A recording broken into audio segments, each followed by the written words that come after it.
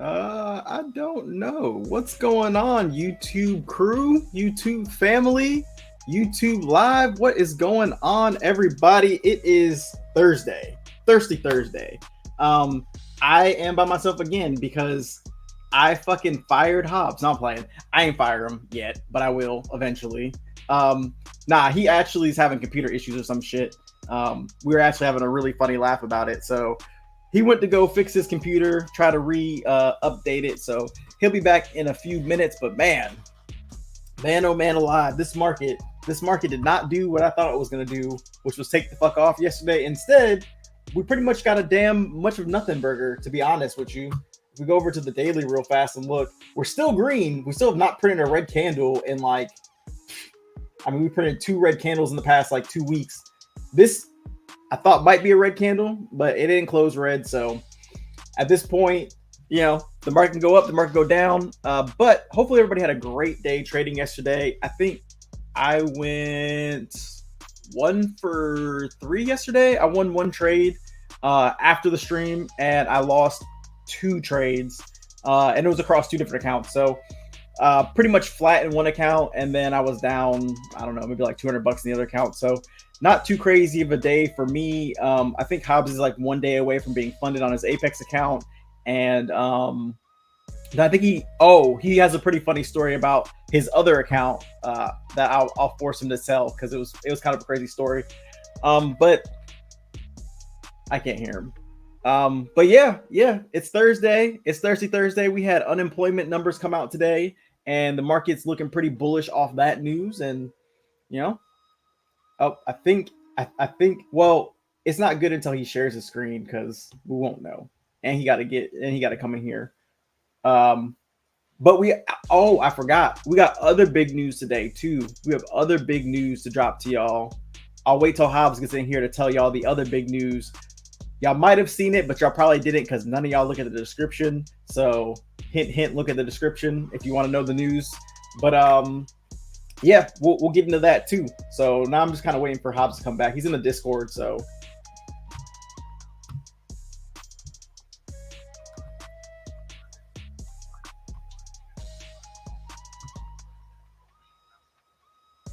Yeah. Okay, I assume you're okay. I'm gonna dip myself for a second.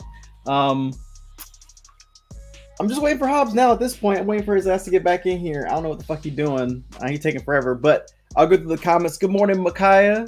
Good morning, good morning. Good morning, Hustler for Life. Good morning. Good morning, everybody who's stopping in early for this pre-market plan. We'll get into the pre-market plan in a second. Like I said, I'm just waiting for the fucking talking motherfucker to get in here. But yeah, the market feels slow today. I'm hoping for a big push. I'm anticipating another push on the day. I think yesterday might have been a false day. And not to mention, let's just look at these employment numbers real fast. We had unemployment claims, which I feel like are supposed to come out on Fridays. Correct me if I'm wrong, but I feel like Fridays are supposed to be the unemployment number days. And we got them today. Where are you? Oh, there it is. Forex Factor. Here we go. All right. So we got the unemployment claims, and they came out higher than expected, which is horrible for people. I'm sorry that more people are getting unemployed, but it's great for the market. So really good numbers there if you're a bull. No other news today. We're devoid of news. We got FOMC Williams speaking, market index. I don't think that's going to do anything. Waller speaks. We have natural gas. I don't think any of this stuff's going to do anything to the market. So pretty dry day for news besides those unemployment numbers. And then I guess I'll just get into my pre-market plan since I don't know where this motherfucker is. I don't know what they're doing. Hold up. Let me unmute him real fast. Let me see what's going on. You are taking forever.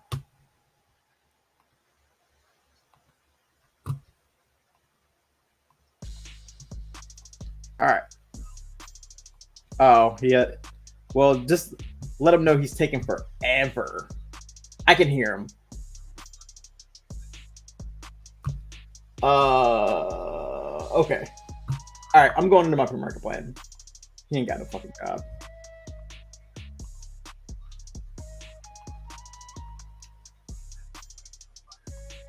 I did say Yo, that. what up, man? You could check the tape. I did say that. He took fucking forever. Now I got to see if it worked. Shit, I got to see if I can share my damn screen. I mean, even if you can't, whatever. Fuck it. It doesn't matter. What's wrong, man? Why you mad at me? What'd I do? Nothing's wrong. The point being is you got a funny work. You have a funny story to tell. Wait, you couldn't share your screen here? No, that's why I had to reset. Oh, yeah. I had to reset. I didn't realize you couldn't share it. Yeah, that's why I was like, bro, I gotta go because this is pointless if I can't fucking share my screen. Oh, I was confused. I thought you okay. Makai says I got busy, so I wasn't around yesterday. Check the daily on NQ. Connect highs, making trend line from November 2021 high to July 2023 high. We rejected yesterday at the exact spot. Also daily 3-line strike. What's a 3-line strike? Is that like just the touches? Touches of I think it's like the touches of the trend line. But I got another setup that I'm gonna show you guys here in a second too. Did you already go through your plan? I was rambling on and I was telling them that you have a funny ass story from yesterday. I don't know if you want to tell it, but I segued it. That shit was funny. I got a story from yesterday. What happened? You know what happened. No, I don't. Yes, you do. No. I haven't shared anything yet. Give me a second, guys. I'm still loading. I'm loading stuff up. You posted it yesterday. What you did? What your crazy ass did yesterday? I posted it on my Twitter. No. In Discord, you was Captain Saving account yesterday. Oh shit, that story. yeah. So. Yeah, yesterday was crazy. I'm actually killing this fucking short that I'm in with 1 micro. I'm about to hit my profit target on Apex right now. I shorted 870. Profit at stop loss at 885. Profit target is 832 because that was just the top of the range, and I'll go over that here in a second. But let me tell this story real quick. So check it out. Matter of fact, let me go to break even. Hang on. You're in 1 micro, motherfucker. Hey, bro. No. I'm trading this shit for real life. You know what I'm saying? This shit real deal. If I was in 1 mini, I would just let it ride. If it was my real account, I'd let it ride. All right, so your real account. So yesterday, I'm in the fucking I close my account, my regular account that I was trading, 100K account, and I see a setup. I see the market selling off, and I'm like, we're coming down to 861. Whole time I remember telling you guys exactly where price was going. I was like, if we break here, this is a good short down to roughly about 861. And I know in my brain, 861 is where I want to get long. But, emotions are a motherfucker. Because I shorted this market long this market 5 times before we got to 861. I lost $200 per trade. I was risking a mini every time. 10 points, 200. I was getting stopped out so fucking fast, it would make your head spin. Granted, I'm in a 50K account. I had just revived this account the day before. It was down at 49,800, something like that. I lost 1,000. I hit max loss. The next day, I took it back up to, I made 2,000 in the account. So I took it back up to 51,000. In a matter of 7 minutes, I lost $926. But I still told myself, I still believe that down at 861 to about 830, we're going to get a bounce. So I stopped and I pulled back. I checked my emotions. I said, all right, your emotions is high. You could either walk away down 920 or you could just say, fuck it, take max drawdown. You can't blow the account, but take max drawdown on a day and take one more trade. But if you're going to take one more trade, you need to take the trade you've been looking for. So I pulled back. I looked at Bookmap and I saw a ton of orders on NQ sitting at around 830. And I said, that's where I want to get long. So no sooner could I say that, the market started aggressively selling off into that liquidity. And I said, liquidity sweep, I'm on it. I got long, mind you, my drawdown, I had about $60 left in drawdown.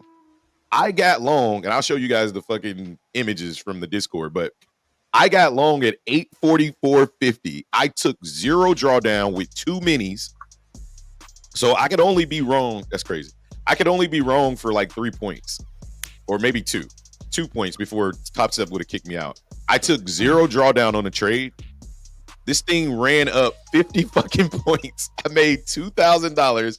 I revived the whole account and still ended the day green up 1,200. I was like, mic drop, I'm out. I am not taking any more trades. I called Justin like, bro, I just did some incredible shit on NQ. He was like, damn. I was like, yeah, bro.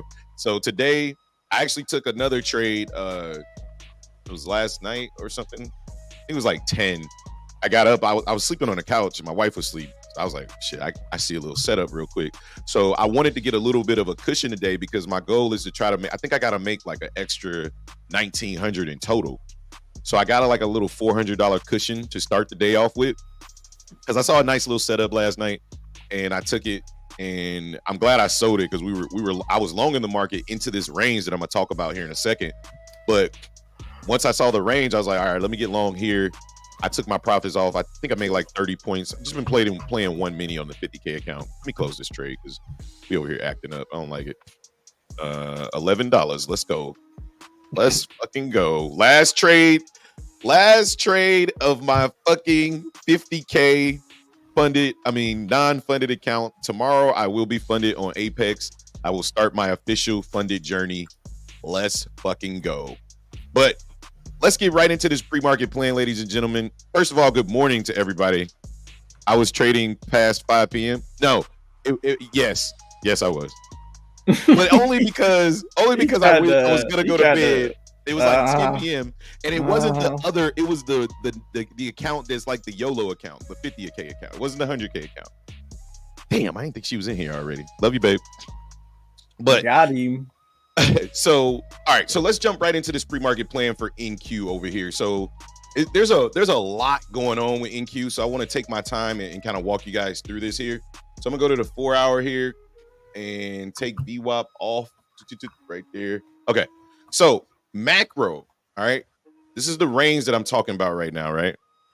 Yeah, because the kids, y'all both fell asleep. Exactly. Like I was headed to bed. I came in there and like Dre was in the bed, you was in the bed. I was like, man, there's a nice setup right here. Like I'm about to go trade this shit.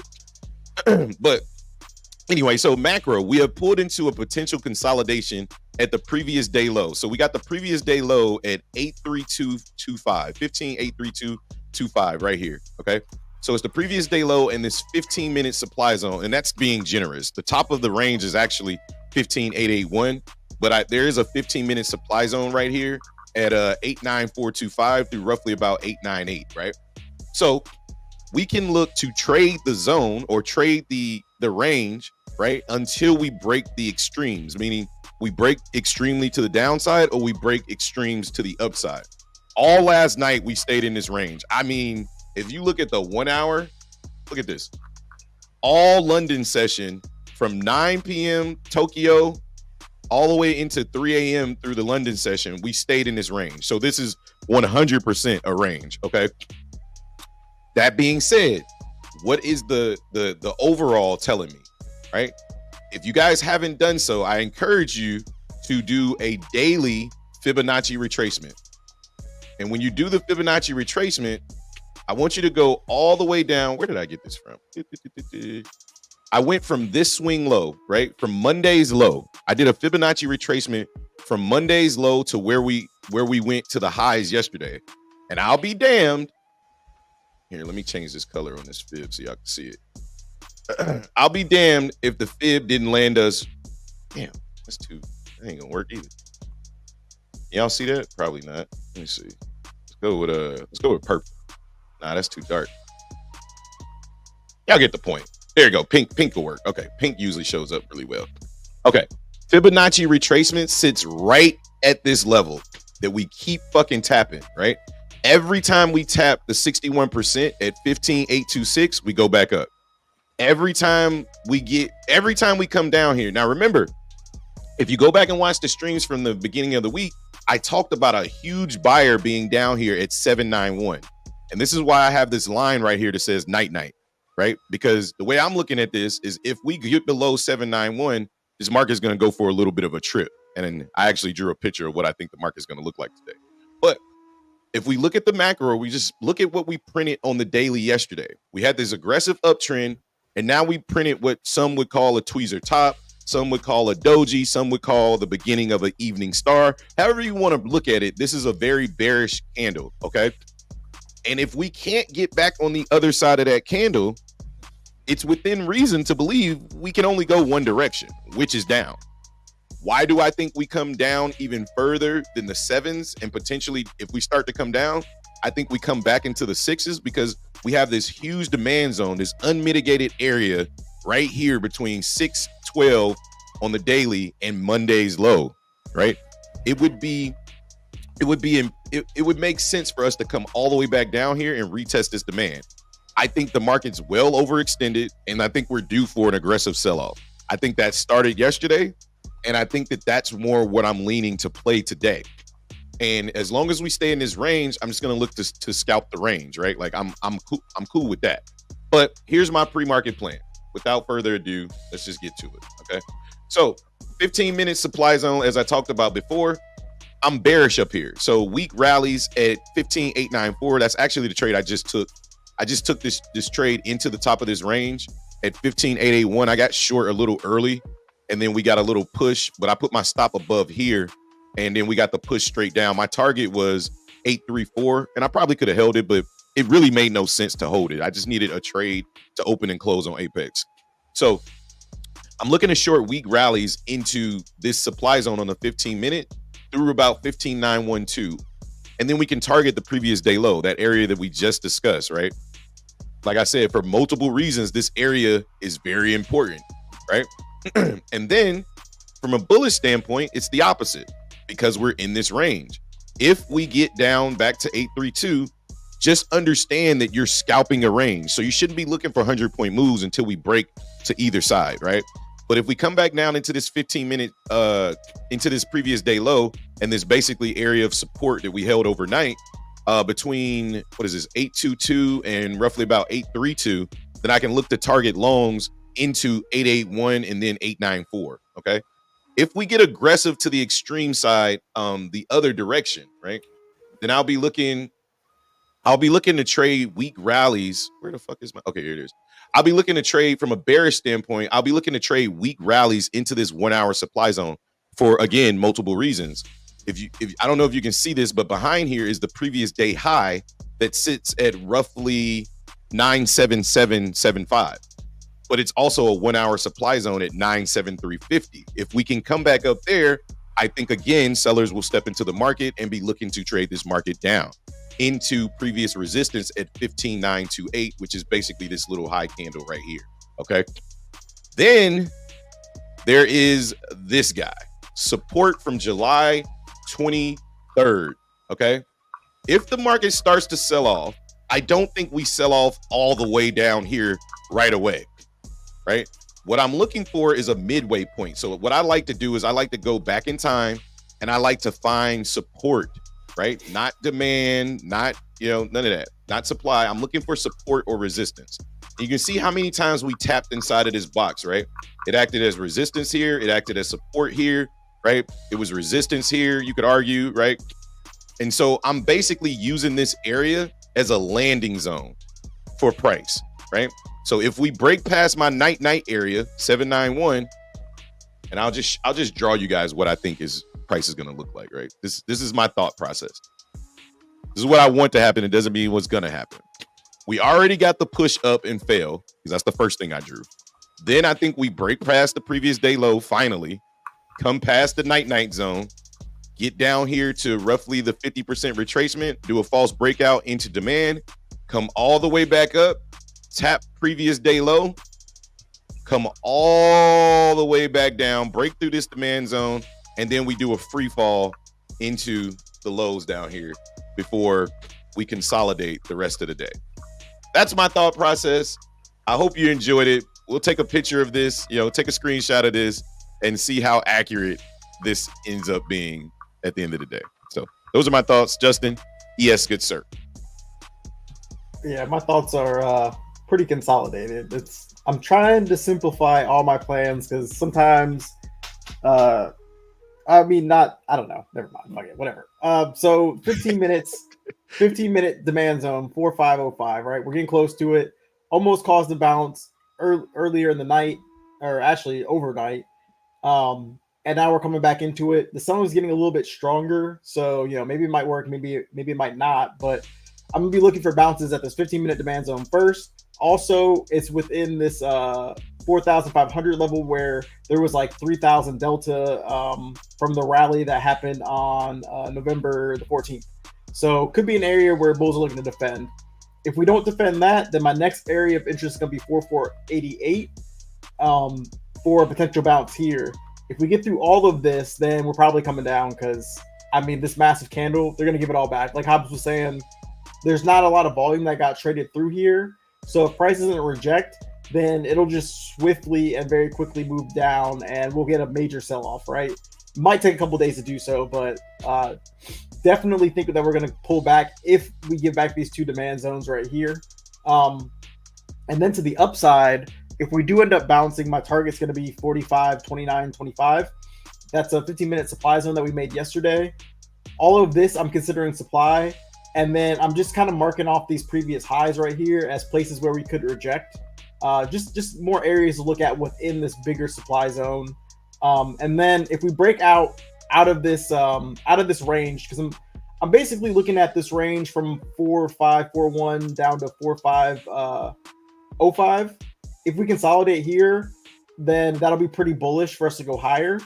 But if we're able to break out, then the next area to look to short is going to be 45, 62, 50. Or we could do a break and retest where we come up, we break this, we retest it, and then we look to take the market long, also targeting the breakout. But I don't want to just long the breakout. I want a pretty big breakout and then a pullback into this area and then a go. So that is kind of my plan. Those are really my only four. Well, I guess five, because I would be willing to play a breakdown as well if we break down, retest, and then sell off. So those are kind of my plans. I'm going to use the tape as always. But yeah, shout out to Escape the Matrix, aka Micaiah, for being in the building. Because Hobbs always gets your name wrong. And I was like, what? I was like, Justin, that's my job to fuck up his name. I did it on purpose.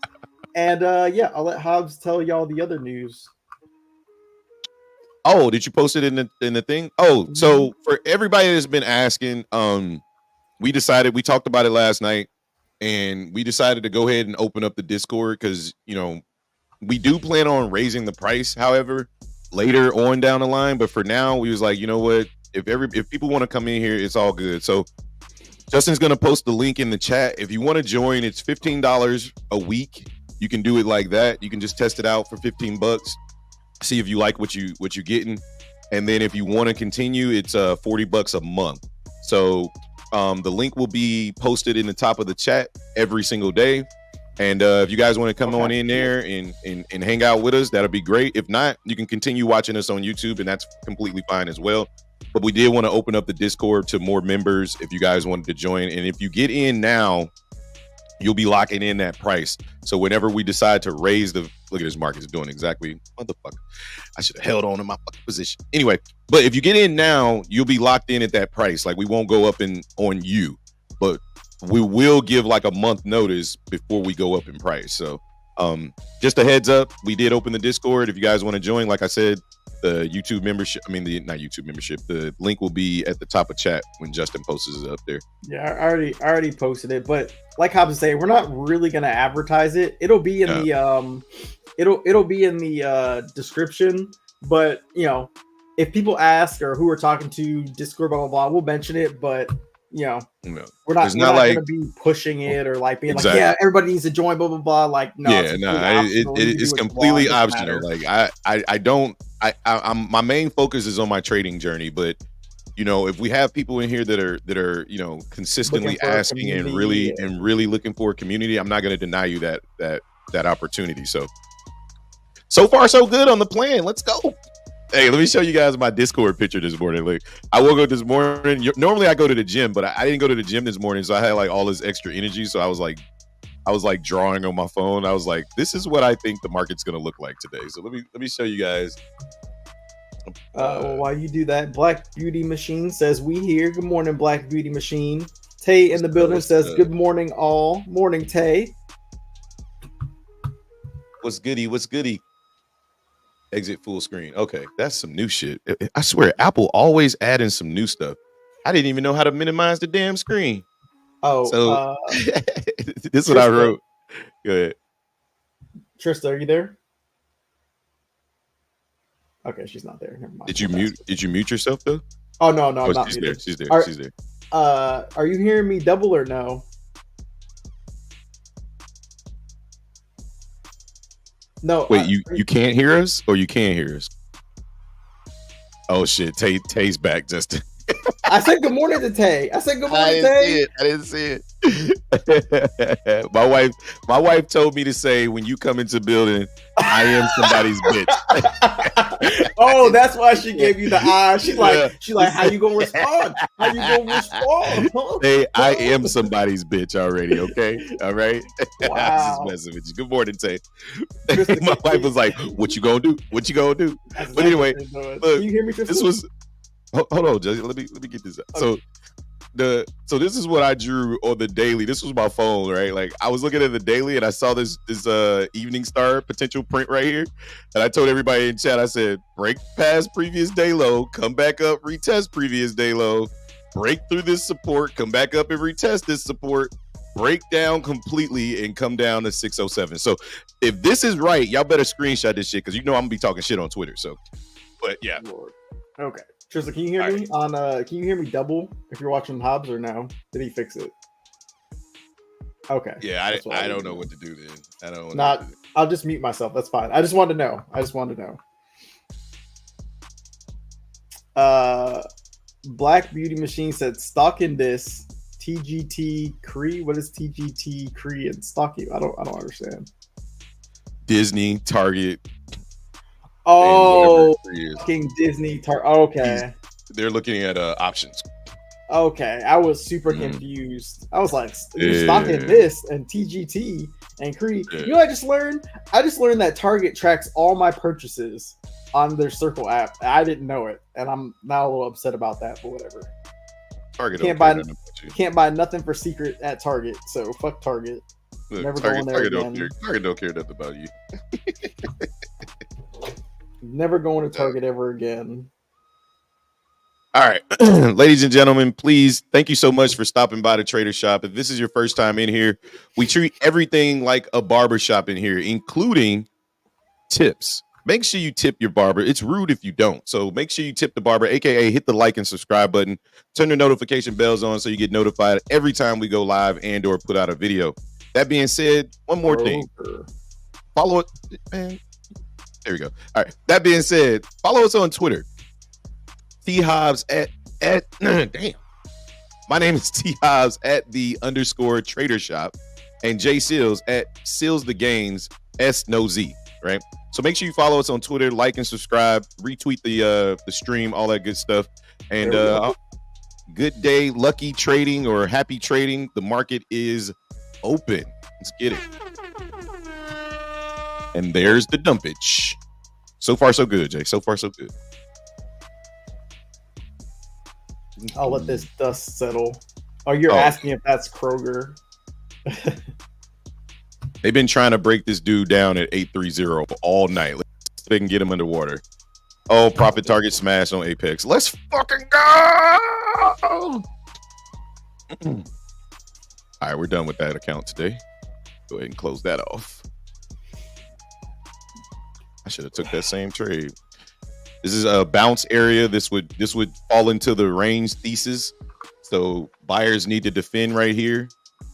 Let's see if they can defend and we just stay range bound, or will sellers actually break us down? That's the question. Oh my God, Apple is on another level this morning. Are we going for 190? Oh shit, Nvidia. What the You may be eating your words of that picture. No, I think it's a trap. Could be. Nvidia is pushing into supply on the 90-minute.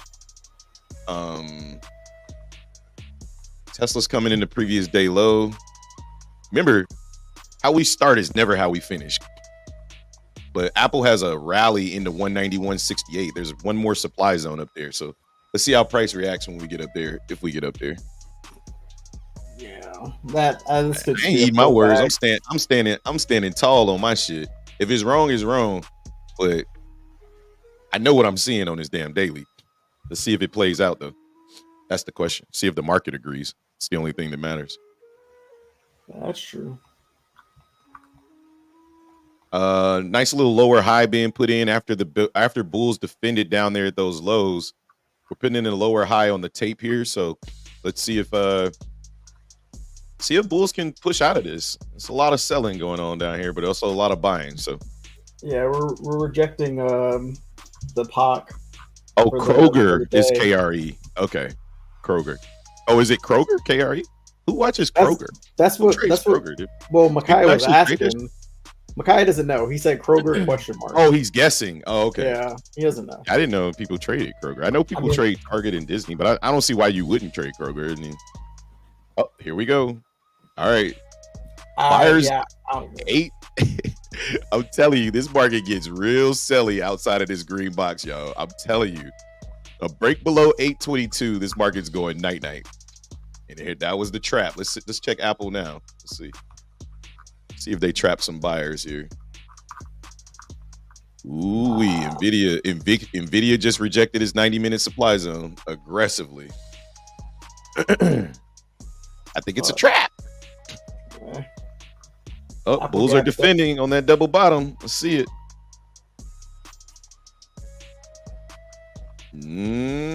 This is the level. I'm telling you, this shit breaks down. It's night, Irene. Damn, again, fucking ES is looking way stronger than Oh, is ES over there telling the truth? Yeah, ES is about to pump up out of this. It looks like it's trying. A lot of sellers just got trapped. At those lows. I would not be shorting this shit down here. Not at all. Like, I would need to see this level break first. Well, not short anything down here. Let's see. Yeah.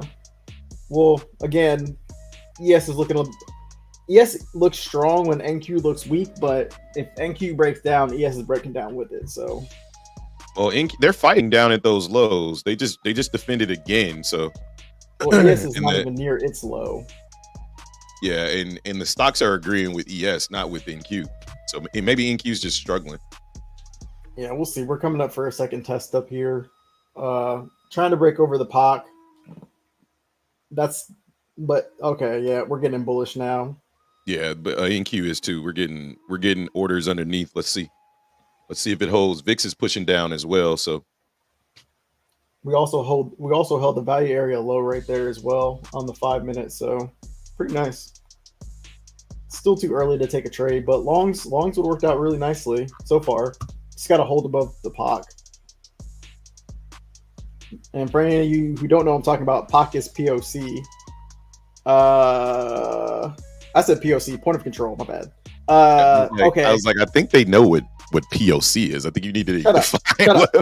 I said it and I was like, wait, I'm an idiot. I just said the same thing.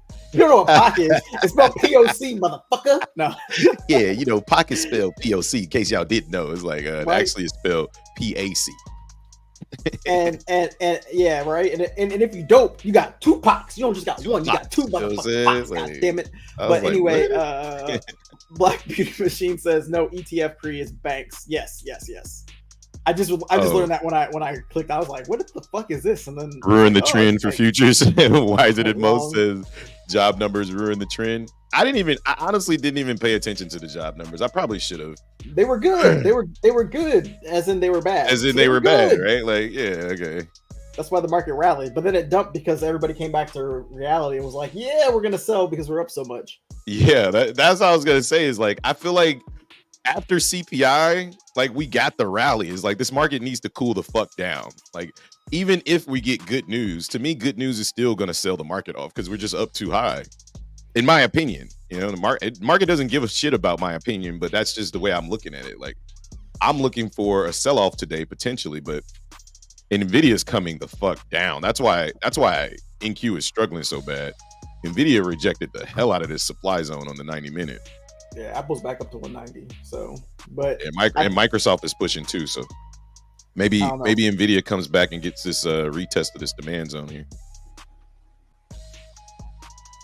Makai says, I bet you call ATM an ATM machine. You're damn right I called the ATM the ATM machine. You're damn right I do. Who doesn't That's, call it the ATM machine? Nobody actually be like, yeah, you know, it's the ATM. Like, nah. Oh, that's a lower high being put in on ES right there. Yeah, there's a lot of it is. There's a lot of mixed signals in the market right now, but I do think ultimately we're coming down. I'm waiting for 4505. I was about to say, ain't shit mixed for me until we get above these highs on ES. Until we get above 45.22, this shit's coming down. Ain't nothing mixed for me. I'm just waiting on Apple to fucking reverse, and then the whole market's coming down. yeah, that's probably true too. Makai, in the military, we had this thing called a common access card, right? It's called we called it a CAC card for short, and you're basically saying card at the end. Yeah, common access card, but it's like, where's your CAC card? We literally say it every day. Yeah. Instead of just saying, where's your CAC? It's like, it doesn't sound right when you say that because it's like, where's your CAC? So you got to say CAC card. It's so weird. It's like there's a higher low being put in on an NQ, but then a lower high being put in on ES on a lower time frame. The market doesn't know what the fuck it wants to do right here. Yeah, sellers just failed again to bring price down lower. This is that level though. Like they're squeezing it down though. Sellers are failing to get through this level, but buyers are failing to go any higher. So something's got to give. Something's got to give. Yes, cat. Yeah, CAC. Yep. CAC. Male gossip. I have one. Oh, you got one. Oh yeah, I got one too. A good trade a day keeps the 9 to 5 away. Yeah, let's get it. Let's get it. Oh, we go. Oh, there go Bulls. There go Bulls. There go Bulls. Let's get it. Somebody make a damn decision.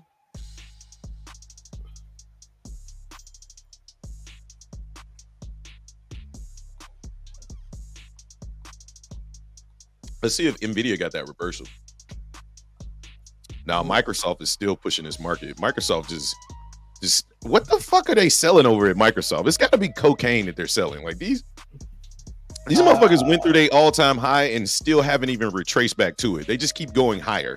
Get it right. They're selling crack.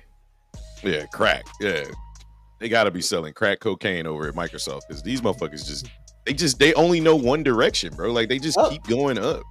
It's that blue dream. They're selling that blue dream, baby. The AI, baby. Come get you this AI pill.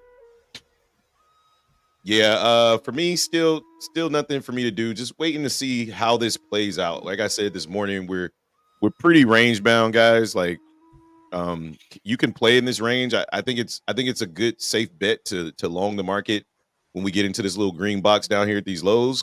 I just think you need to understand that it's probably going to be short lived. Nobody can see what you're talking about right now.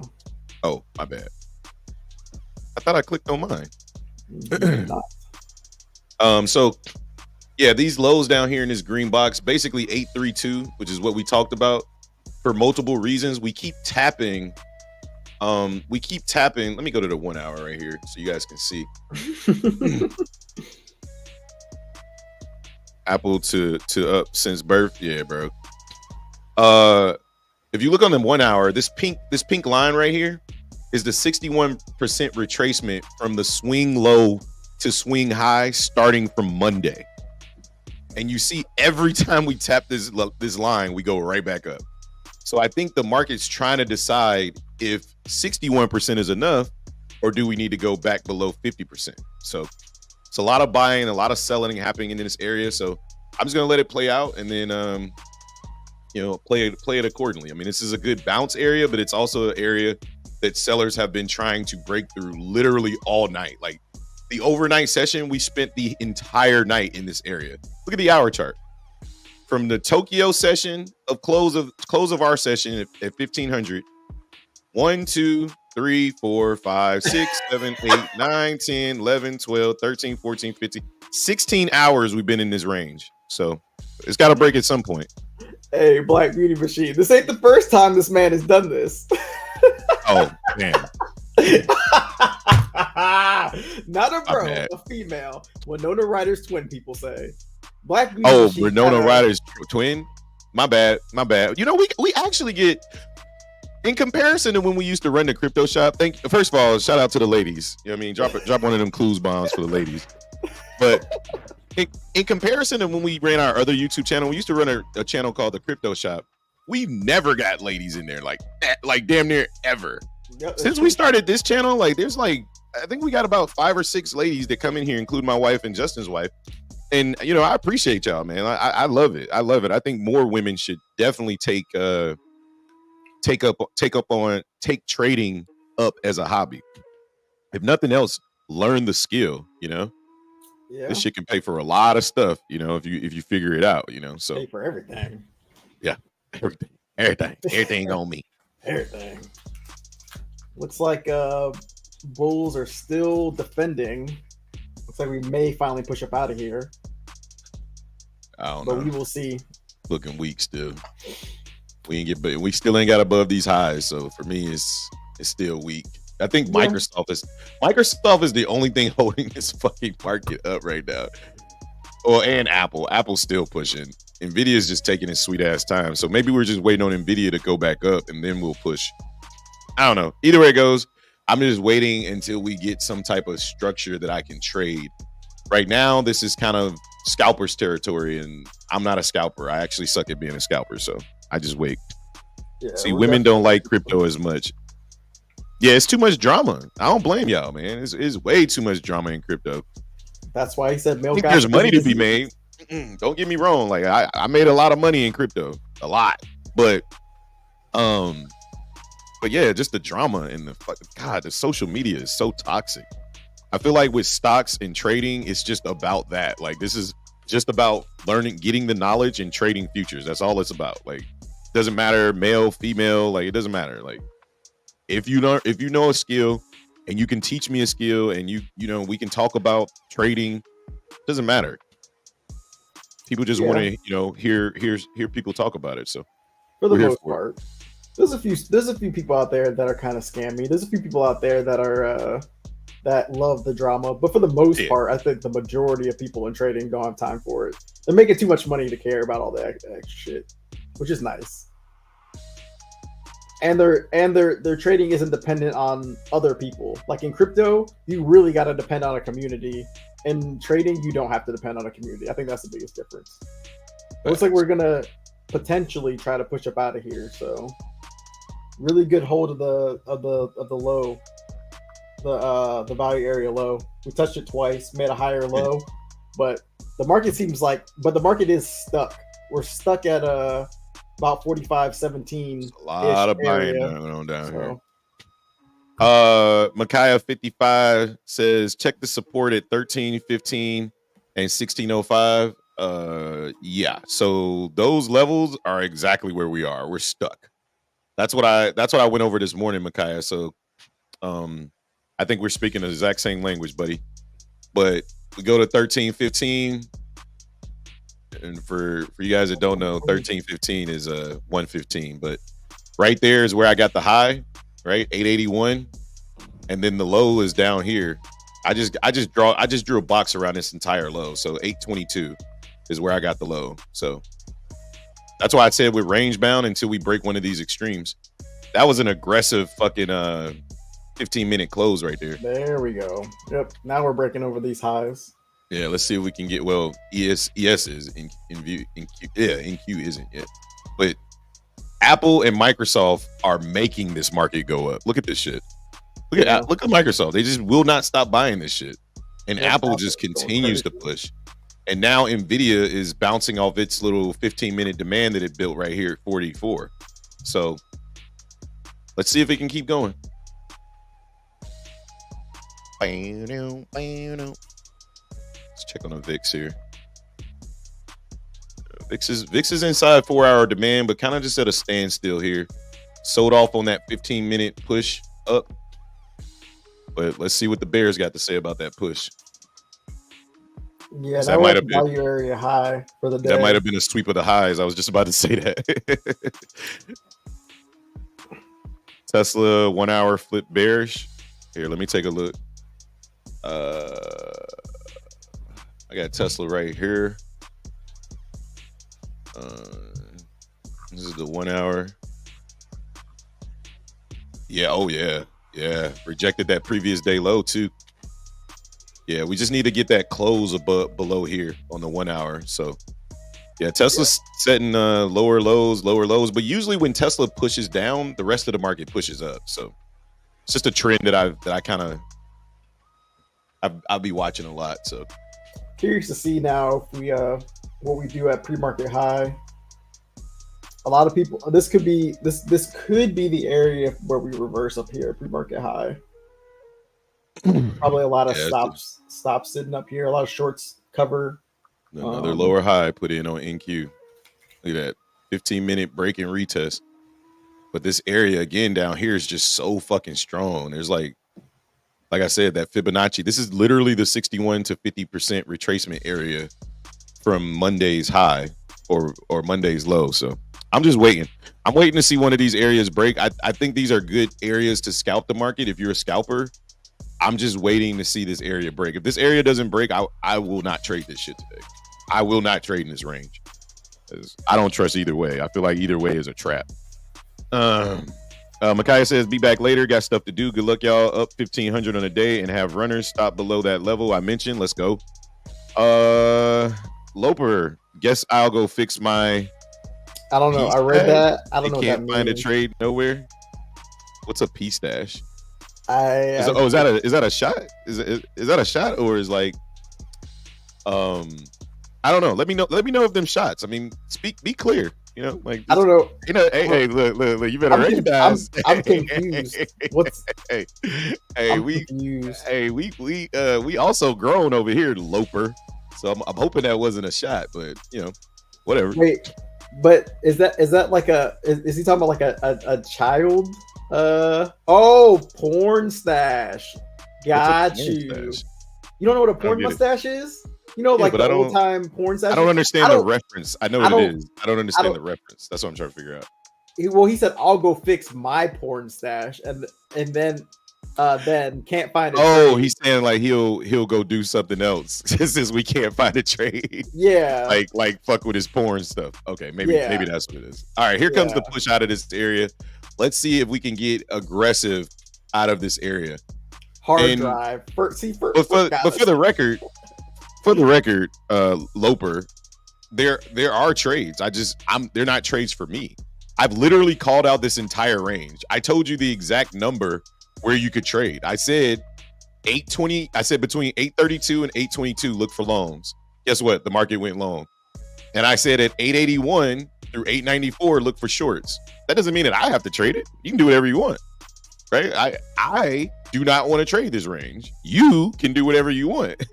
But if you come here at 8 a.m. for the pre-market plan, literally everything we talked about in the pre-market plan for NQ thus far is playing out exactly correct. What I'm looking for is I want to see price push into this supply zone. And if price fails to break through this supply zone and it looks weak, I'll look to short it. And I'll look to short it back down to here. If price pushes straight through here, then I'll reassess. If we break below the previous day low, then I'll look for retest to short it back down, to continue the short down. For longs, the only long idea I have is if we break through all of this and we come back down and retest this. That's my bullish case. But I'm looking at this market as we could potentially sell off here just by looking at the daily. But does that mean that it's going to happen? No. I'm just waiting. She said, whoa, yeah, I was confused. I was thrown off. I was like, I mean, you could play here if you want to, but it's probably not the best idea. check my resume, cuz. Hey, Jayhawk, can you? Oh wait, no, you can't hear me. I don't think. Hold up. Hey, Jayhawk, can you hear me?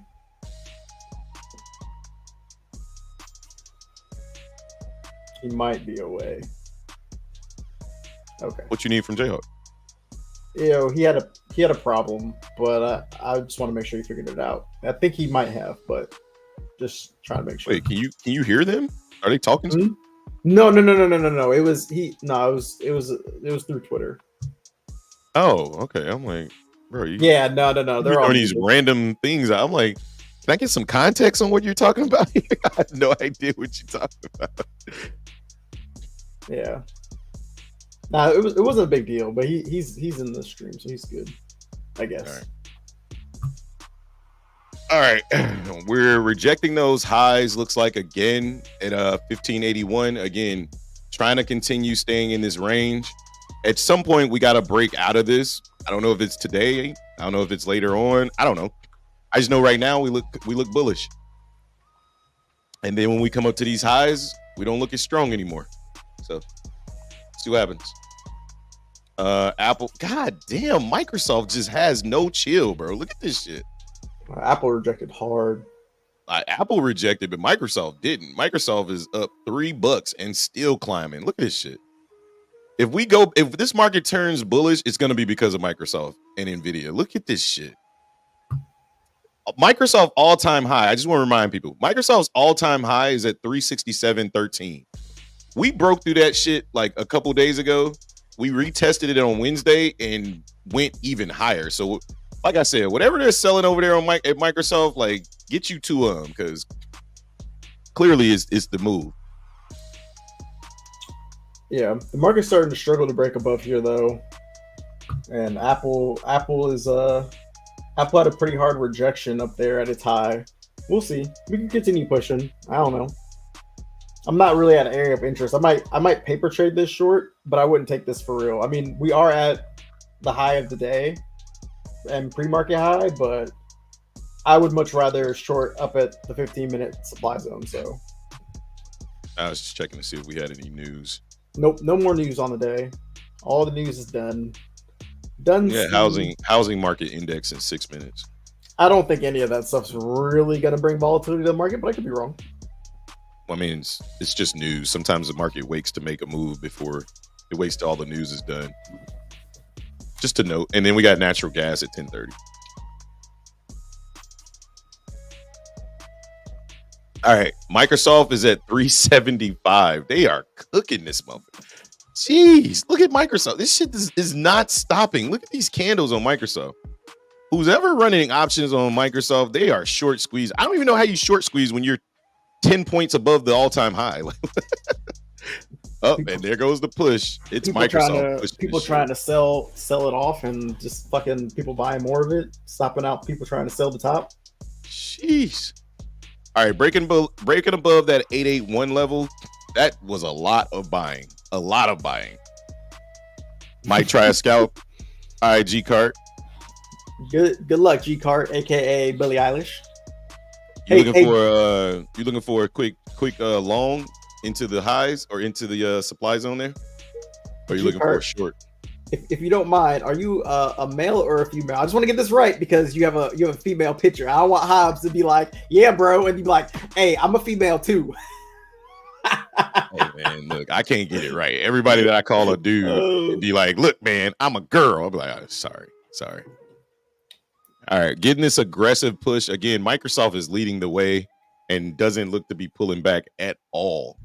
Yeah. Female. Hey, look, it's another one. We got another female. What's up, G-Cart? What's going on, man? Woman. I mean, whoa, man. Damn, I fucked it up again. See. That's crazy though. That's crazy. That's like 7 now. That's awesome. That's awesome, yeah. Looks like we're gonna push through all of this. We're going to we're going to fucking we're cooking. Everybody who wanted to be short is getting squeezed out this fucking market right now. Oh, definitely. But 15-minute supply is gonna be the test here. Yeah. This is where I'm looking for a rejection up here. I want to see what happens up here. There's about 100 orders sitting up there at 900, so just waiting. Yeah, the market has definitely flipped to bullish, and I think you're right. Microsoft, Apple, Nvidia, all those. Yeah, that's why I said if the market continues, it's gonna be because these motherfuckers are going nuts right now. The tech sector is going insane right now.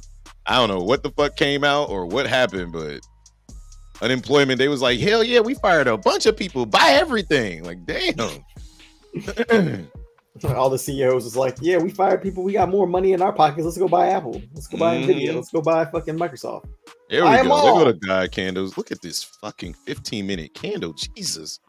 Yeah, we're moving. We're moving and grooving.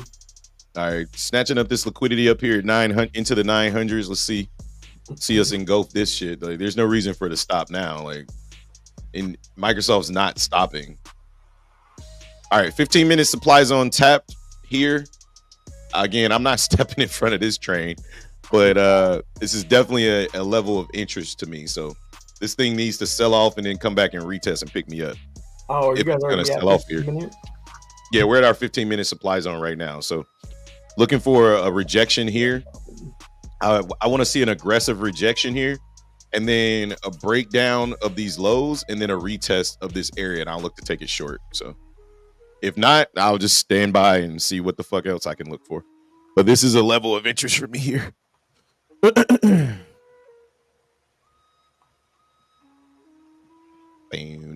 And there's the slowdown of Microsoft coming down about 30 cents once we hit that level. So Yeah, there's no levels on Microsoft that you can chart at this point. Like, this is all new price discovery for Microsoft.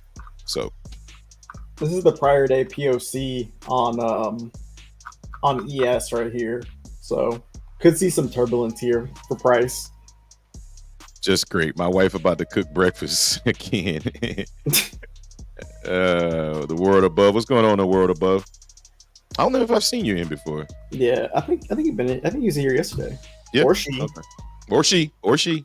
That Basing we don't candle know. on the 1 minute rally base Oh, rally. no. Looks like we're about to cook straight through this zone. So Oh wait, no, can't be it. Oh, never. I mean, it's a new world. I was about to say, it's my 2023. wife. Don't you? So, I was say, don't you say it. This is 2023. It this can is definitely 2023. be It can definitely a be. girl still. You right. My bad. All right, they're loading about 112 orders up there, 15,900. Microsoft is not stopping. 376 just slapped on Microsoft. So again, I just do not like this area to continue longs. I would just wait to see what happens here and wait for a pullback or something. But I got a potential sell off at this area. So we'll see what happens. Yeah, we're still 4 points away from where I'm looking to get short. So until then, I'm just gonna chill. But this buying has been pretty strong, or at least the buying has Very been strong. real buying. So The no volume reason to step in this moving train. the volume is aggressive. So, but again, struggling to get above that 900 level. This is definitely a level of interest for sellers here. So, see what happens. If you're long in Q, this would be an area that you might start squeezing that take profit up, because there it goes. All right, let's see if we can get an aggressive break. See if we can get a close below these lows here on the 1 minute. Nope. Yeah. Cooking right back up. Every dip is being bought right back up. It looks like Yeah, well, Microsoft is starting to come down now, though. So, I mean, we successfully rejected that 15-minute supply zone. Let me look at Yeah, Apple's still pushing though. Yeah, these motherfuckers is cooking with hot grease. Yeah. Apple's still going for it.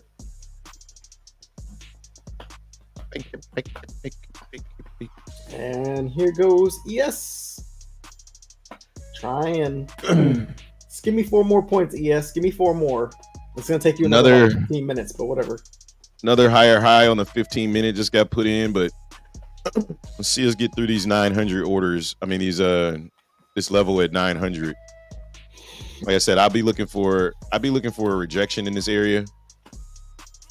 Microsoft is starting to cool off a bit, but these buyers just are nonstop. Like, every time we come down even a little bit on the tape, like, there's just more buying that keeps hitting the bid. So no need to look for shorts just yet.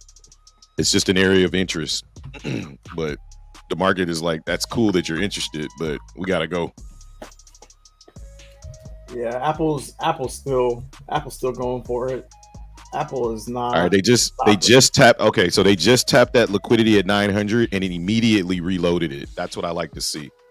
So let's see what happens here. Looking for that was an aggressive rejection. So let's see if sellers want to continue. They got to break through the lows here. That was a really aggressive rejection that just happened right there. I really like that rejection.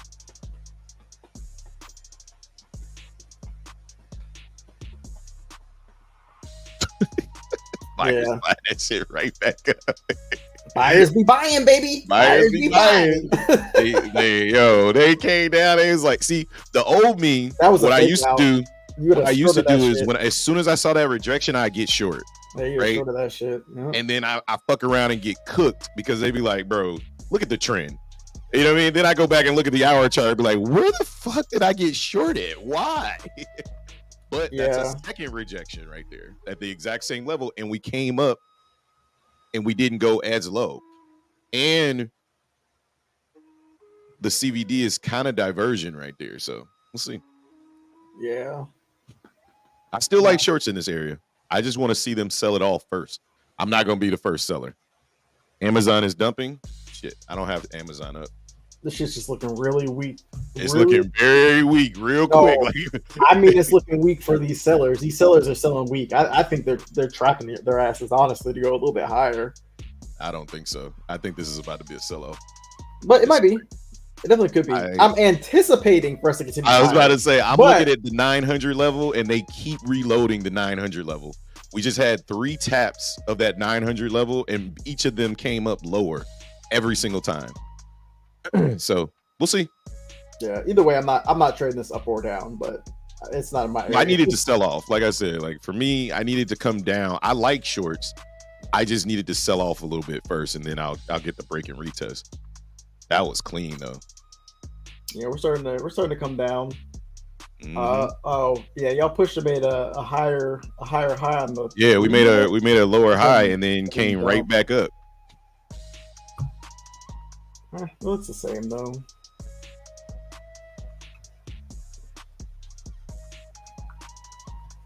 Yeah, we pushed above the high and then we failed. The world above, the streets is dead. Trading is the new hustle. That's fucking funny. Right. The streets will also have you dead. Trading in the comfort of your own home will keep your ass alive. Just saying. Facts. Yeah, I don't know why. I know the market doesn't give a fuck about my feelings, but I have a feeling like this is about to be a liquidity grab to go higher, but it's not in my area anyway, so it doesn't matter what the market wants to do. For me personally, you might want to take a look at them stocks. I know they're probably coming down. They look. Apple just printed an evening star on the 15-minute, a potential evening star, and that was a volume area low node up there too on NQ.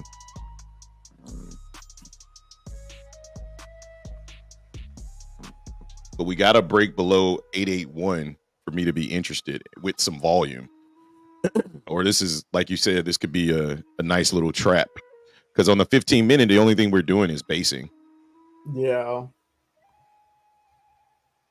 The 1 minute looks more aggressive than the larger time frames. The 15-minute just looks like a basing candle to potentially base out here. If we don't get below the lows, if we just keep defending the lows, we're just going to go right back up. But I'm expecting a break of the lows here. So, but what I expect and what happens are two totally different things. Cook season. Yeah, I'm trying to look for some clues on some higher time frames. I really want this 15-minute to reject though, but I don't know. I can't look at it on that. It's not gonna work out for me. We're coming back up though. It looks like that. Trap stillers. That's what I was concerned about. That's why I was like, this could just be a bears are like Yeah. No. Bulls over here like, got their ass. Got it. I knew they was ready to short this motherfucker. I knew it. They like, got your ass. Come here. I wish you would short this bitch. Look, they shook out all the weak hand longs right there. They shook them all out, and then they picked up more strong hands to the upside. I told you. I warned you. I warned all y'all motherfuckers. Before it happened. I said, I don't know. This looks kind of weak to me. They said, "Oh, you got some fresh steaks? Shit, go, hey, send me them steaks over there, little homie." They had them sizzling. They was like, "Ah, yeah, somebody got cooked." I told you. Somebody got cooked. That was them. Good call, bro. Good call. That was them shaking out weak hands. But this still could go short though. That could have been a liquidity sweep to go down though. Yeah. They definitely shook out weak hands right here. This could be the short right here. This could be. I'm not gonna take this. There it goes. That might have been the head of the Head and Shoulders. Come on down. Come on. These motherfucking bulls, because they could have trapped a lot of sellers up there too. I mean, a lot of buyers up there too. They could have. This could be the top. I don't know. I think it's fucking hilarious though. That was funny. Shout out to Joshua T. He says, "You guys have great chemistry. Love the stream. Hand purple blue piece." I'm thinking that's an emoji that StreamYard is telling me. I took a micro up there, by the way. It is an emoji. I just took a micro short on that liquidity sweep at the top. I literally got the fucking top. Like, I don't think I could get any closer to the top. I'm shorted on one micro at 905. I was like, yeah, okay. I ain't buying that shit. But yeah, my stops at 915. Just risking 10 points. Fuck around and find out. It's one micro. It's kind of like a get your feet wet trade. I'm already up in this account on the day. If this micro decides it wants to print, great. But I did like that liquidity sweep, and I really, really like this area for shorts. So I think if we come back up and get a retest of 897, then I'll look to take it. I'll look to take full size and add 4 micros right there. So. All right, we just broke below that low. Stopped out a whole bunch of. That was a trap. Right, that was a fucking trap if I ever seen one. Let's see if they're setting the trap the other way now. Like these motherfuckers, boy. Yeah, we just stopped a whole bunch of long just got stopped right there. So see what happens. Jeffrey, trading is going great. Justin and I are reading market pretty well. I'm in one short right now. It's a very small position. I did take a trade in the overnight session last night. I'm up like $400 in this account today. Yeah, so trading is going pretty good. So far, so good. The pre-market plan's working out. We were looking for shorts, weak rallies into this 15-minute supply zone. I took a short right at 905, and now I'm just looking for price to come back into like 895, 897, so I can add to my position. You short 902? Nice, Jeffrey. Yeah, I got short 905. Again, we want to see a closure below 881, right, to feel really good, and we haven't gotten that yet. So this still looks like a potential basing candle on the 15 minutes, so be careful there. That's why I got into a starter position, just really small size, and just to get a entry. Pre-market was the entry again. I was at the pre-market high. Yeah, that makes sense. Might have been for NQ. Up 40 points on these runners. Let's go, Makai. All right, here comes the drop base drop potentially on the 1 minute. We want to get a closure above or below this structure because this was the previous high, right? We want to get a closure below 881, right? We're a little early on the entry. Not early on the entry. Oh, your entry is perfect. Yeah, the entries, I was just about to say the entry's really good. I just really want to retest. Like I want to see a close below here and then a retest of this area at 897. Basically, I'm looking at this as the head and shoulders right here. So if I had to guess, I would say that this is the head and shoulder. So I would expect price to come back up here and retest this shoulder one more time. And at that time, I'll add the rest of my position. If price wants to continue selling off, then I'll just ride this one micro until the wheels fall off this bitch. Pat rules in the way of my option moves. Oh, PDT rules in the way of my fuck PDT, bro. Waiting on a pullback. Yeah, I like pullbacks in the 897 area or even 894. Like I'll take a pullback in the 894 and add the rest of my position. When the battle is over, we shall wear a crown. Let's get it, male gossip. Let's get it. For those PDT rules, you need to get a cash account if you're going to trade options. Then you don't have to worry about a PDT rule. Don't trade on Robinhood. Exactly. That'll make your life a lot easier. A lot easier. All right. So far, my pre-market plan that I was waiting on, I took that exact trade. So guys, here's what you got to start thinking about, right? When you set a pre-market plan and you take that exact trade idea, win, lose, or draw, you took a winning trade, right? Like, I'm up in the trade, but it's not about the money. It's about the process. The fact that I had a plan, and as soon as price came into that area and gave me a liquidity sweep, I watched for the liquidity flip on Bookmap. I took the trade, no hesitation, right? Win, lose, or draw, I took a great trade. And when I go back and review this trade, I can stand by that trade and say, what was your pre-market plan? It was this, this, this, and this. But what trade did you take? I took this trade. Okay. You took a good entry. You gave yourself a good stop. The market just didn't agree. And that's all you can do, right? So the shock of the hour, I'm out 873. Nice trade. I'm in one micro, so it's gonna go down. Who do you use instead of Robinhood? I don't trade options right now, but if I was gonna trade options, it'd be Webull. Or Thinkorswim. You can use Thinkorswim too. Those are the only two platforms you should trade options on. And you can trade futures on them too. But yeah, you'd have to have the PDT rule for, well, no.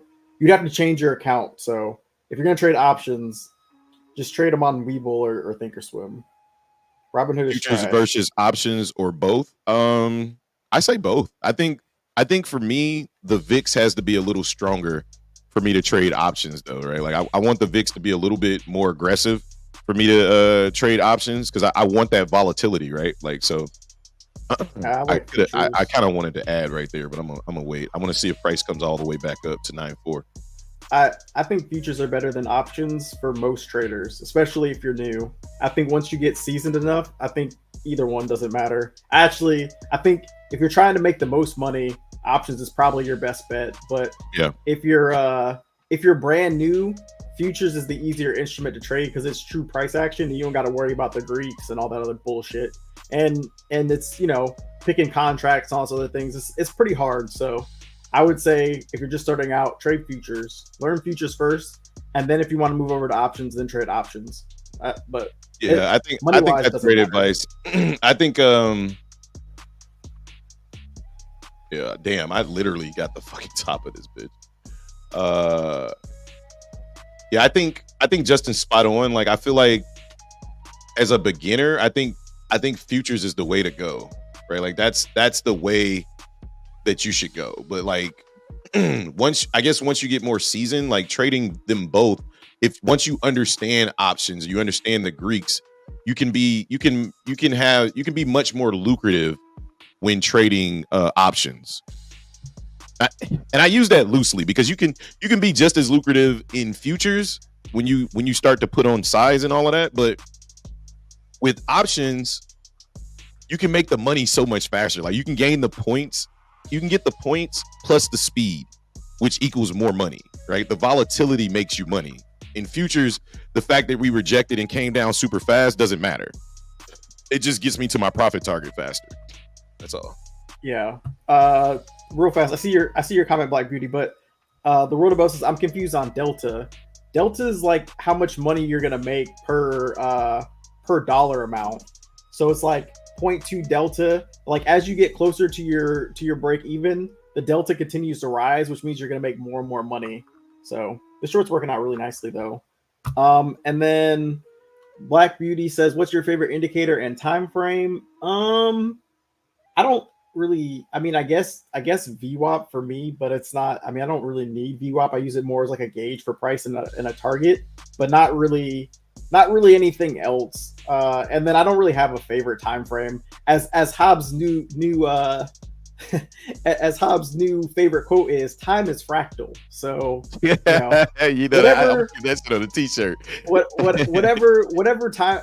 There's no right or wrong time frame. If you can do like top-down analysis and find multiple time frame confluence, it's probably the best you could do. But we look at all time frames, I guess. But trading wise, like, it doesn't even matter. You can trade off the 1 minute, the 5 minute. I don't know. I think it's all personal preference at the end of the day. I don't really have a favorite time frame per se, especially because I'm watching Bookmap. That's like the 1 second chart. So I don't know. Yeah.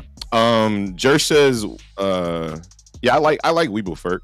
But Jer says, what made you short up there? Here, I'll show you exactly what I saw. Because I shorted this first and foremost, this was a part of my pre-market plan, right? So this morning, again, you got to get here early, guys, because we go over this in the morning brief.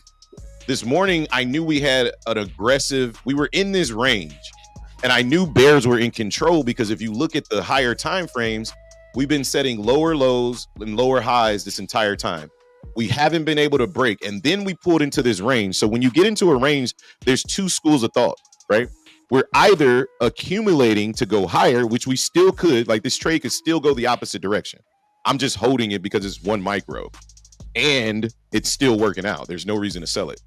So there's two schools of thoughts here.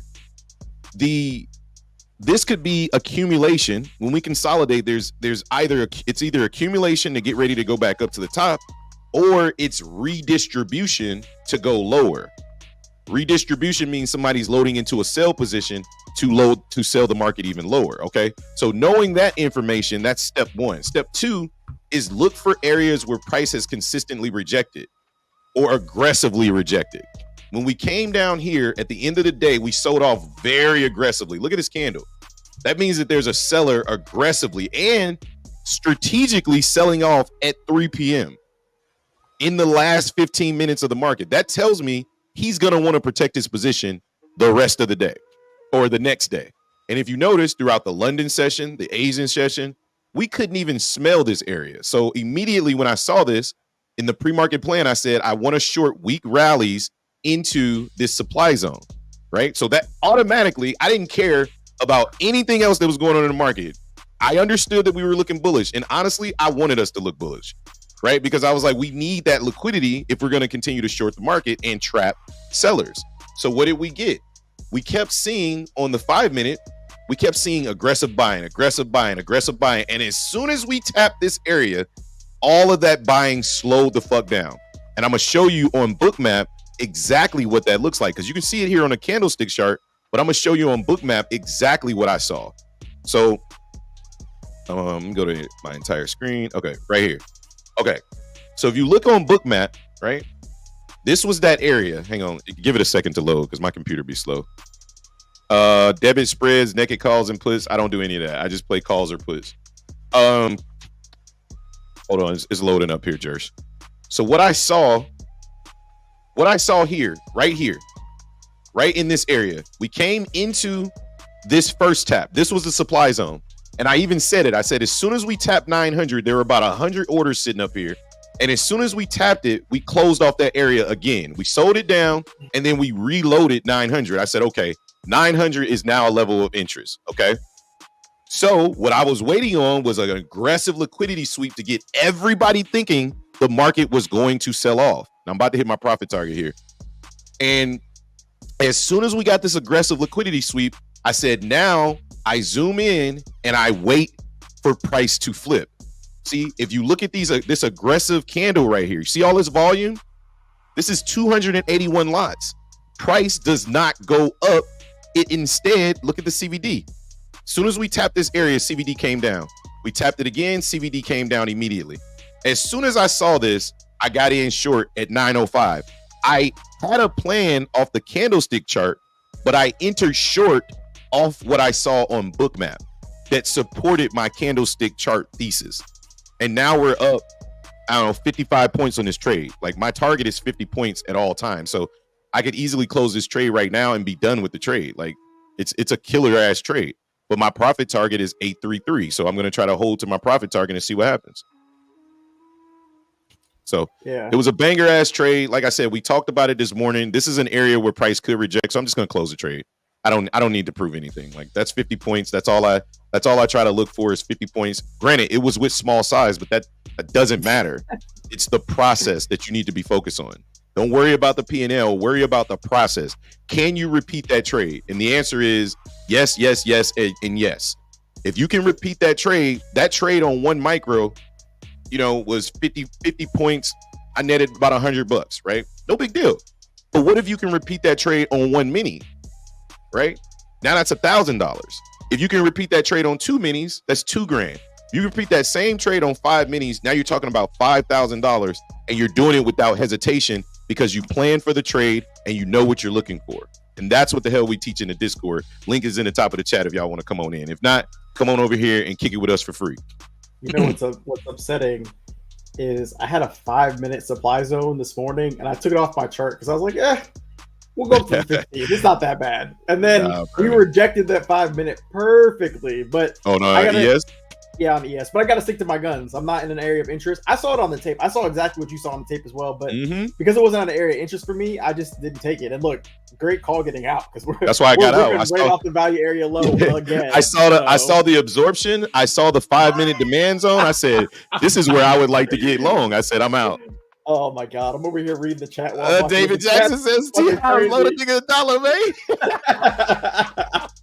Hey, that sounds like Jonah or one of the two, whoever it was. Maybe Malik. When Malik first came in here, one of my older for $1. One of our day one Discord members, when we first met him on the crypto shop, that's the first thing he came into the crypto shop and asked. He's like, "Hey, T-House, let me hold $1, man."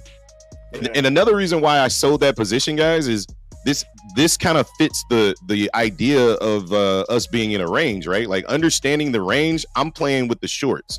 So I don't want to long and short the range. I'm just picking a side. I'm picking the side of the sellers. So once we got in short up here, we got the high, right? We come down, we see if we're going to break this aggressively, which we still might. I just didn't want to sit through any pullbacks. I'm already up 50 points. What else do I need to prove? Right? That was a 6-to-1 risk reward ratio. At least a 5-to-1. And that's what I go for. If I can get a 5-to-1, I'm winning all day long.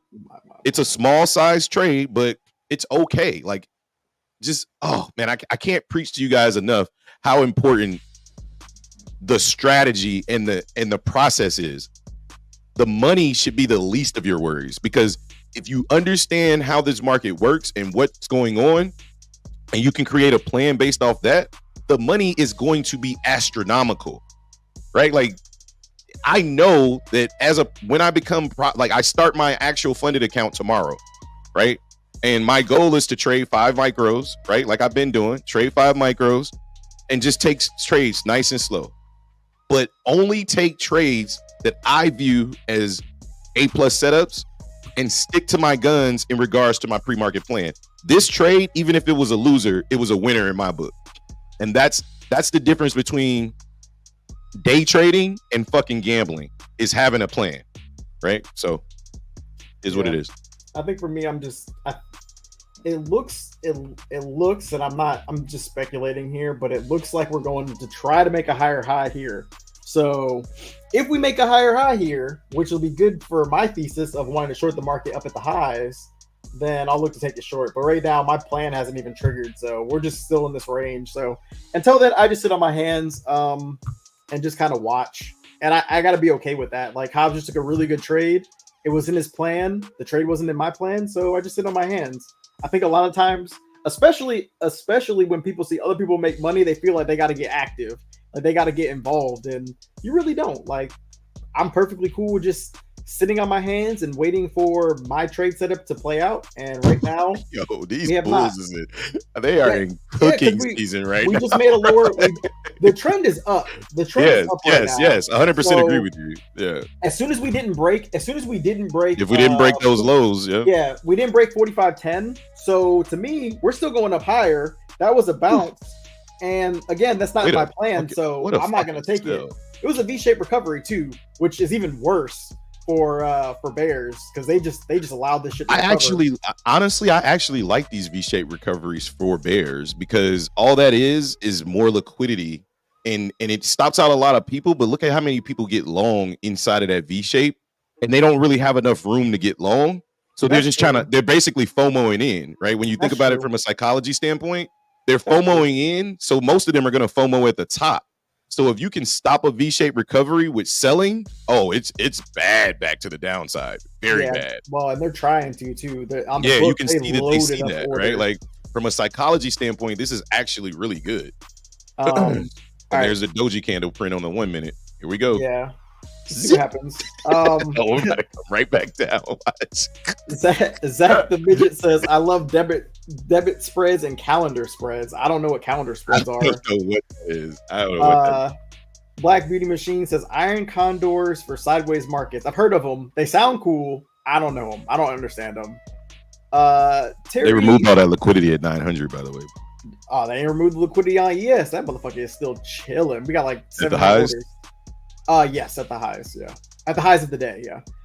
Terry O. Oh yeah. Where's Jennifer at? Let me text her right now. Hey, might want to read this comment right now. First off, no. Yeah. Don't text my wife. You ain't gonna do it right. Look, she working. She ain't even messaging my ass back. So I don't think she gonna message you. She might though. Fuck, she reads whatever. I put it in anyway. Baby. Hey, listen here. Let me get this comment. Terry Oville. Go ahead. You know, this young and you know, handsome, light-skinned dude over here. He got a secret admirer. We're about to come down, guys. It looks like we're about to trap all those buyers right now. It does look like we're about to trap the amount all of selling that just hit the tape is crazy. Oh, yeah. Stand the fuck by. You might want to short that. But my younger sister came in the room and saw Jay Seals and started screaming, "Bro, you got a new fan over here," which tells me you ain't the only sexy black man up here, huh, Justin? I was just too pretty. Appreciate it, Terry. Appreciate it. Yeah, but Hustle for Life says, "Nice trade, Hobbs. Thanks, brother." Black Beauty Machines, LOL. Thanks, Hobbs. Hey, no problem, Jersh. I'm not loading you no damn dollar. I'll teach you how to make a dollar. Bring them out. Let's get it. Do you teach the process like one-on-one? We don't do one-on-ones just yet. I mean, because we like I said, it's a paid Discord for now, and the price is really low right now. We plan on going up in price later. I'm working on my first funded account. Once I start to receive payouts and I get more accounts funded, I'll feel like I'm more validated, so I'll increase the price. But I know what we offer, right? I know that we know how to read this market together. Like together, you will get some education. Like ask anybody that's been in our Discord. We got people who've been in our Discord for over a year now, right? And they'll tell you, they'll testify to what we can bring to the table. And I'm not giving that out for free. So the price is $15 a week to try it out, or you can pay $40 a month. The link is in the top of the chat. And basically, because our Discord is so small, we only got like less than 20 people in there. So a one-on-one session is basically our group sessions that we do. Sometimes we do them right after the market closes, especially if something crazy happens. I'll do a review of all my trades. I'm going to make a video today to go over the trade that I just took. I'm going to make a review video as soon as I get done streaming. So you guys be on the lookout for that. If I take any more trades, I'm going to do another review video on those trades as well.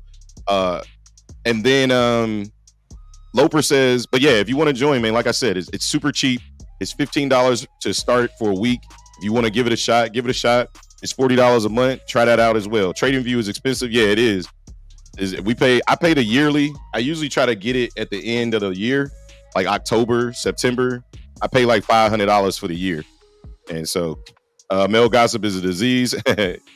100, so much value. Thank you, Tristan. We appreciate you, man. We appreciate you. These bulls and bears are fighting it out in this range, man. Like, that's one thing I can say is this range has been a bitch. Yeah. But I mean, we set a high here, we set a lower high. Now we just put in equal highs, and then on the reverse, we put in a higher low. So the question is, who's going to break first, right? Like, and then on the higher time frames, we haven't changed trend at all, right? 15-minute, we're in lower high, higher low, higher high. And NVIDIA, all the stocks are agreeing with this push up. It's just bears just don't want to give it up. And NVIDIA is pushing through its supply zone. So I expect NQ to continue to push. King LA Tour says, Apex or Topstep? Which do y'all prefer? I just got fun on Apex, working on Topstep account now. For me, I like Topstep better than Apex for their payouts, but I think if you're just trying to work on being funded, the cheaper route is Apex. So Apex is probably better in my opinion for that. It just depends on where you're at in your trading career, honestly. Like if you just are trying to learn and you want some real skin in the game and you want to do it cheaply, go to Apex. if you know what you're doing and you know you can get funded, then I think Topstep is the better answer because of the payout structure that they have. You can get paid out in 5 days if you make $200, right? And then after 30 days, you can request unlimited payouts, so you don't have to worry about you don't have to worry about any of the other bullshit that goes on with Apex and only being able to claim your money on the 1st and the 15th, having to trade 10 days, only being able to take out a certain amount. God damn. Yep, here come the Bulls. So, tape just got cooked. Yeah, it did. So that's how I feel about it. I think it depends on where you're at, but this might be another overall, Topstep is better. Maybe, I don't know. We made retest. A lower high, and now we're coming back up to test the day high. So we'll see what happens. I'm watching this very, very, very, very cautiously here.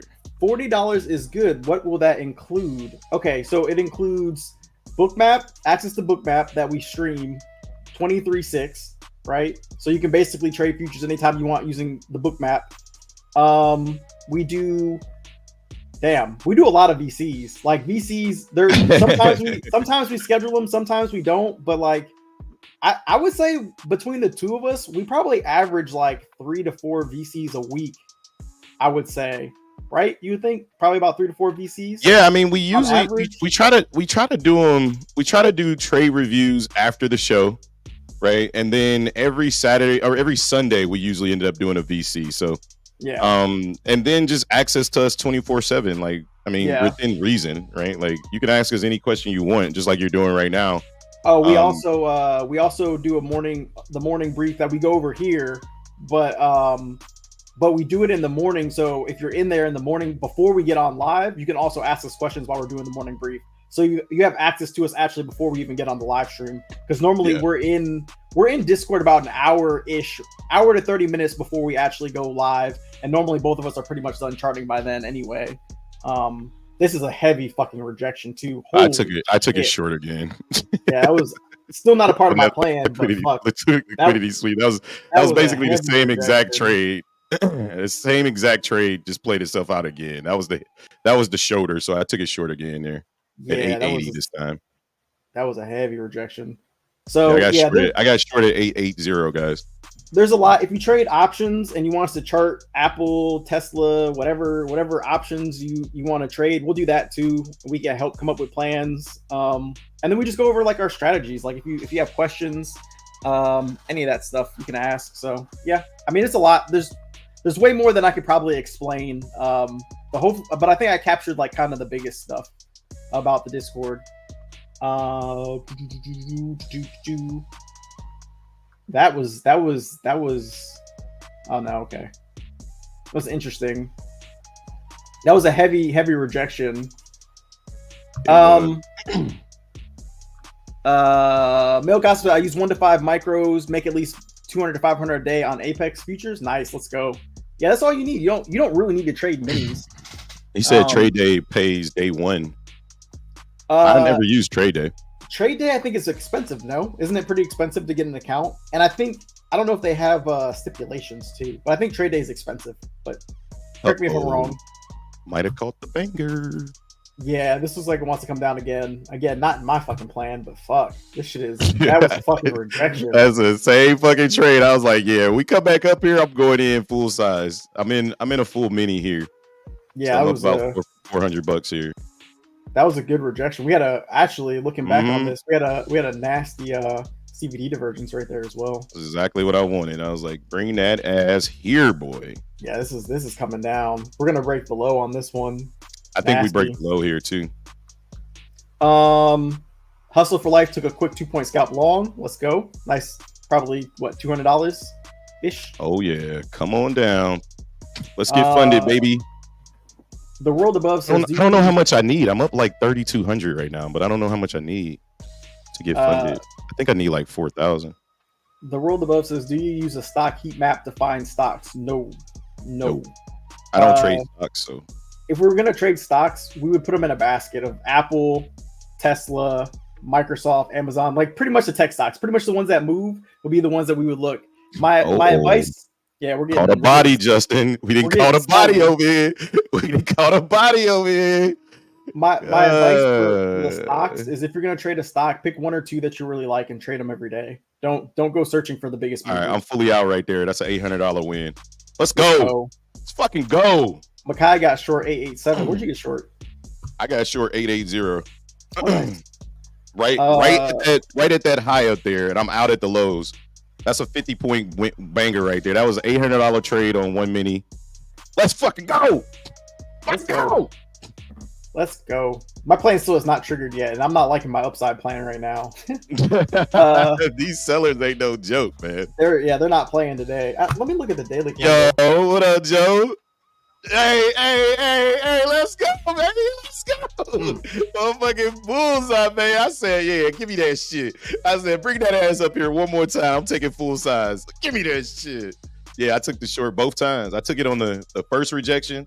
I got the top within 0.75 points. I got short at 905. And then I wrote it all the way down to the bottom to 847. And then I said, if we come back up here, I'm going full size. We tapped 9.2 on a liquidity sweep again. I took it short at 880. And then my take profit was 50 points away. So I'm up in this Topstep account. I fucked up and made 2,000 one day. So they're punishing me. So I'm up. I'm actually up $53,356, but I think I gotta be up like 54,000 to get funded. So I'm just gonna trade it tomorrow. Wait! You made $2,000 in a day? Yeah, I made it. Remember, that means you only got to make like an extra 500.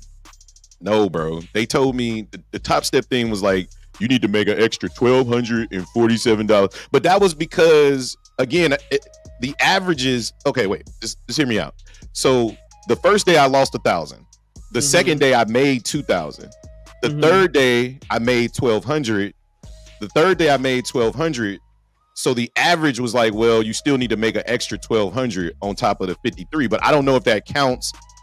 I don't know if it goes down as I make more money in a day. So today I'm up. Yeah, that 30% shit sucks, but it is what it is. Like I'll get through it. Because I think it's better on the other end. So today I'm up another 1,000. Yeah. Today I'm up another 1,000. So all in all, I've made fucking $4,000 when I only really needed to make 3,000. So I don't know. I'm not going to trade this account anymore today. I'm pretty much done trading on the day. I'll get ready to make a trade review. This is a fucking phenomenal day. Like this today felt great, and not because again, it's not about the money, guys. It's about following the fucking plan, man. Like that was when I say my plan was fucking perfect today, and it usually is pretty spot on. And here comes the break of the lows here. I think once we break these lows, it's gonna be night Irene for this market. Like if we get below here, it's gonna be night fucking Irene. I think we see the 600s. I didn't want to hold through the pullback, but I wanted to just secure the profit. So if I had two minis, I would have held, but yeah. I know, right?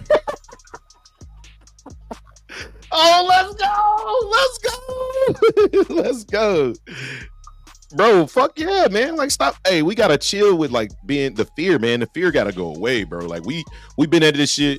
Not you, but you know, you get you still get that adrenaline, right? Like no matter what you do.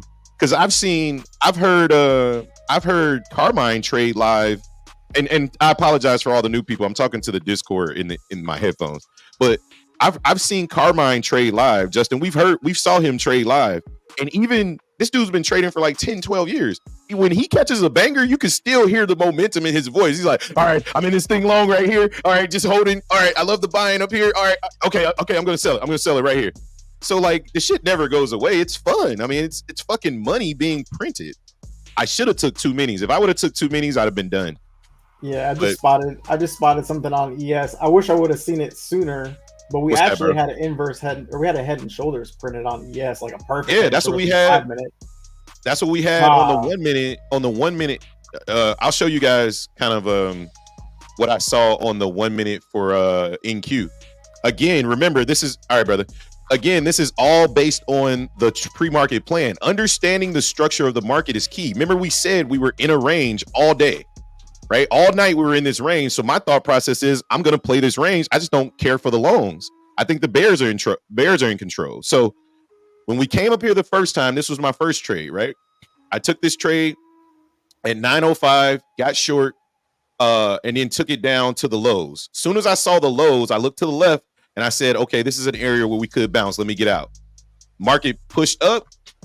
Actually, where did I get out the first time? Oh, yeah. No, I got out down here the first time. That's right. I got out down here at this low. The second time we came all the way back up, and I said, if we come up here, I'm looking for the other shoulder to print. And I'll be damned, the other shoulder printed, and look at this now. Now look at this thing dump.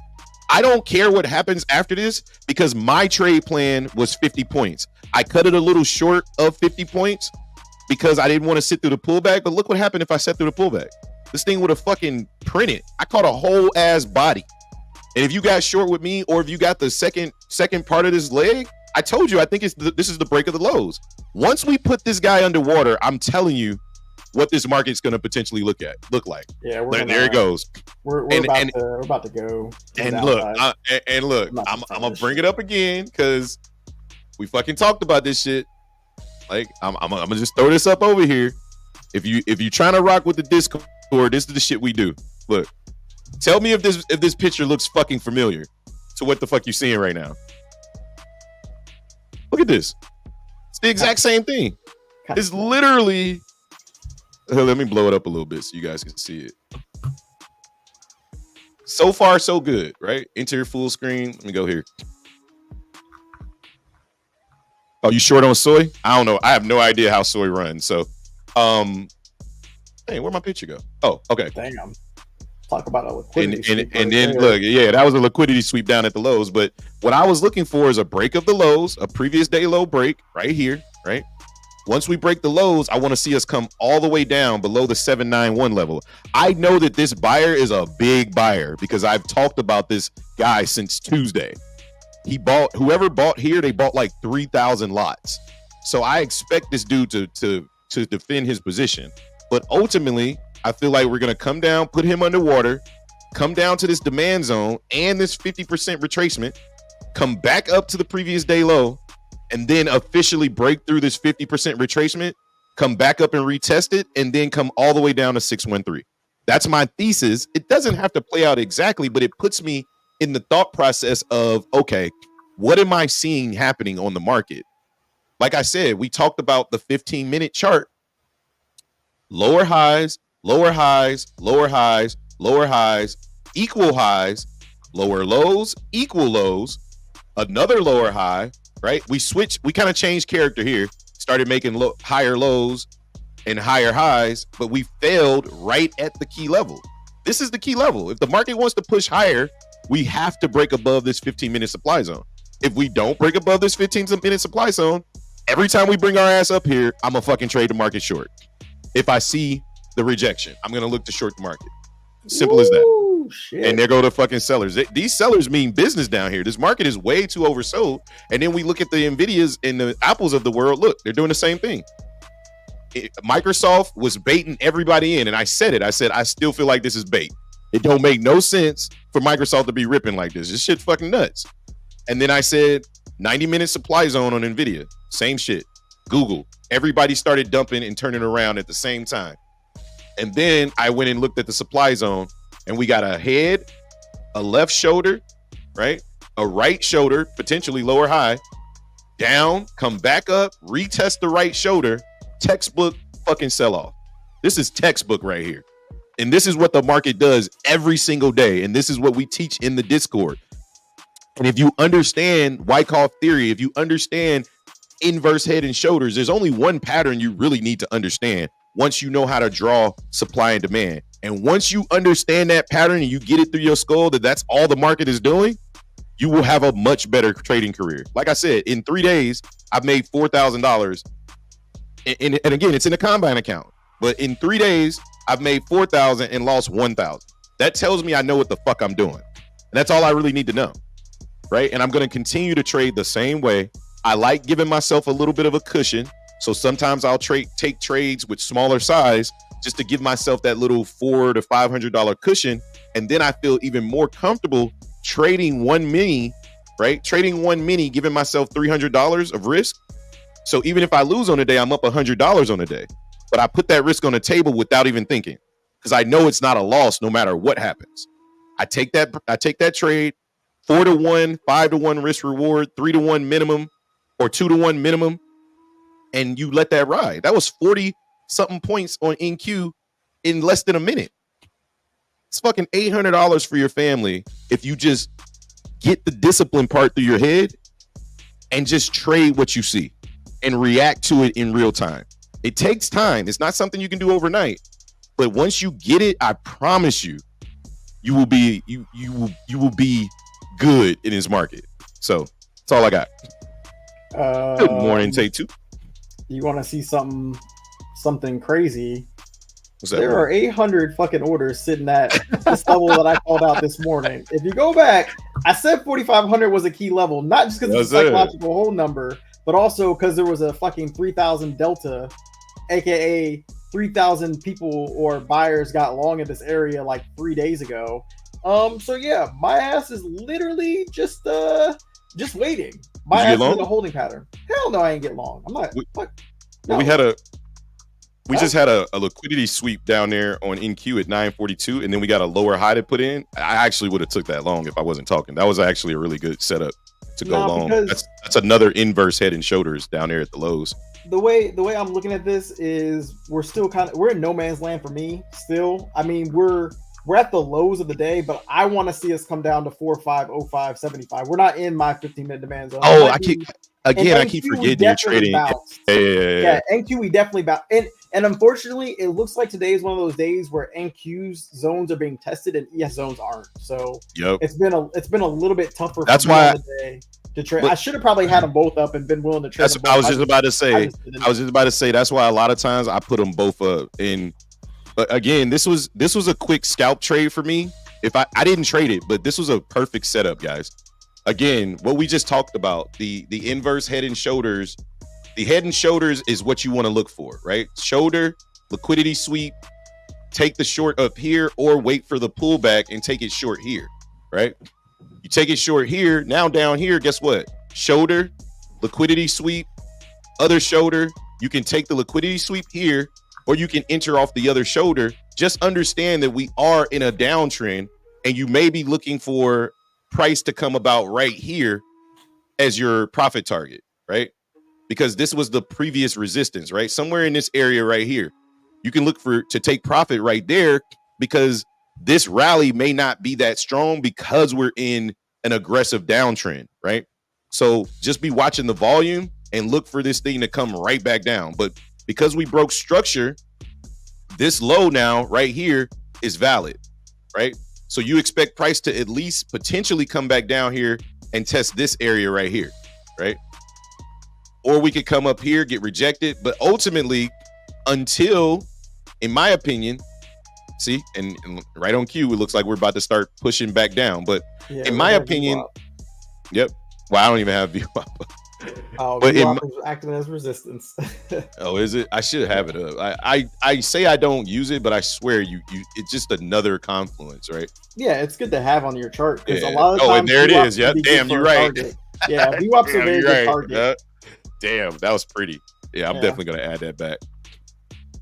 Yeah, so again, just understanding what the market's trying to do. Like, there's no reason I shouldn't say no reason.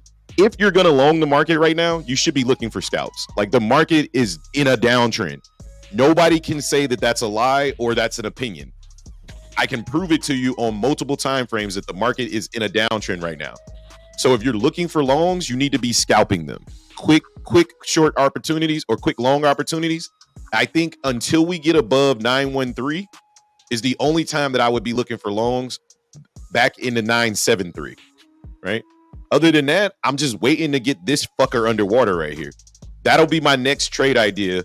If we can get him underwater at 9791 and then we come back into this demand zone, I'll actually look, or support area, I'll actually look for longs back into the PDL, or I'll wait till we get to the PDL and look for shorts back down to this support area. Okay. So those are my next two trade ideas.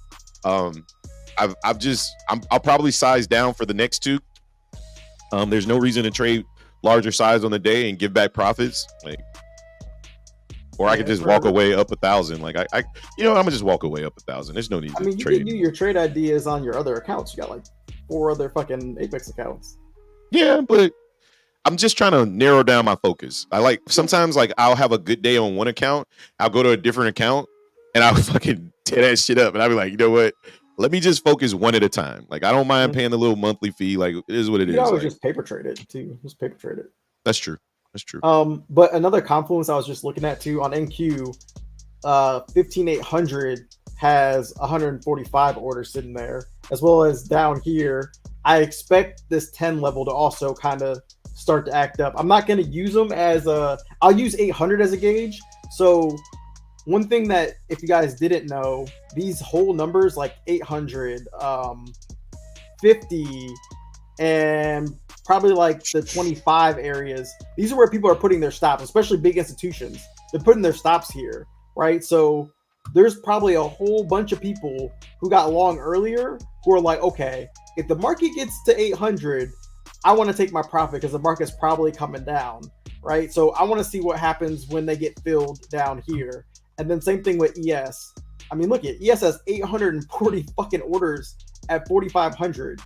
Why would I want to long any of this in this area when I know that people want to get active here? People want to get active here, right? I want to get active where other traders are looking to get active. And so because of that, I'm just going to sit on my hands because on my chart, because in the past, this is what I would do is, and it could have worked out. It would have worked out today if I would have seen it. I just didn't. But in the past, I would be trying to get long and short in this area. But this is just a recipe to get stopped out, right? Like it just is. Look at the market's going up, it's coming down, it's going back down, it's going back up, it's going back down. Like, yeah, you could trade this for quick scalps. And ultimately, if you're getting short, that's probably the deal to hold it short. But for me, I think the bigger move comes when we come down in this area, right? The next big leg comes off these reactions down here, not playing in the chop here, right? Just like the big reaction came from up here and then the retest up here, right? Other than that, look at this chop. Look at, we scroll, I like the 5 minute, look at all this chop in this area. Why would you trade in this when you can trade in this? You know what I mean? You can trade down here in this. You don't want to be trading in the middle. In the middle, unless you're scalping, it's just not worth it. Like it's just, you're going to end up losing more than winning. So that's why right now I'm waiting to get to these extremes, because at the extremes, that's when everybody who didn't want to get short here, who are waiting for the certainty, they're all going to get short here, right? They're all going to be waiting. And this is when they're going to get trapped. And those buyers on the tape that I showed you over there, they're going to get filled and they're going to rocket shit back up. So I'll just wait because I don't want to fuck around in this area at all. Yeah. No reason to. So and yeah, no doubt. I think we're about to break these lows. Oh, we're definitely coming for the lows. I want us. He said, "Oh, we definitely are." Gang. Eric says, "Gang, I appreciate the talk yesterday. Been at it for 3 years, and every day we learn something new.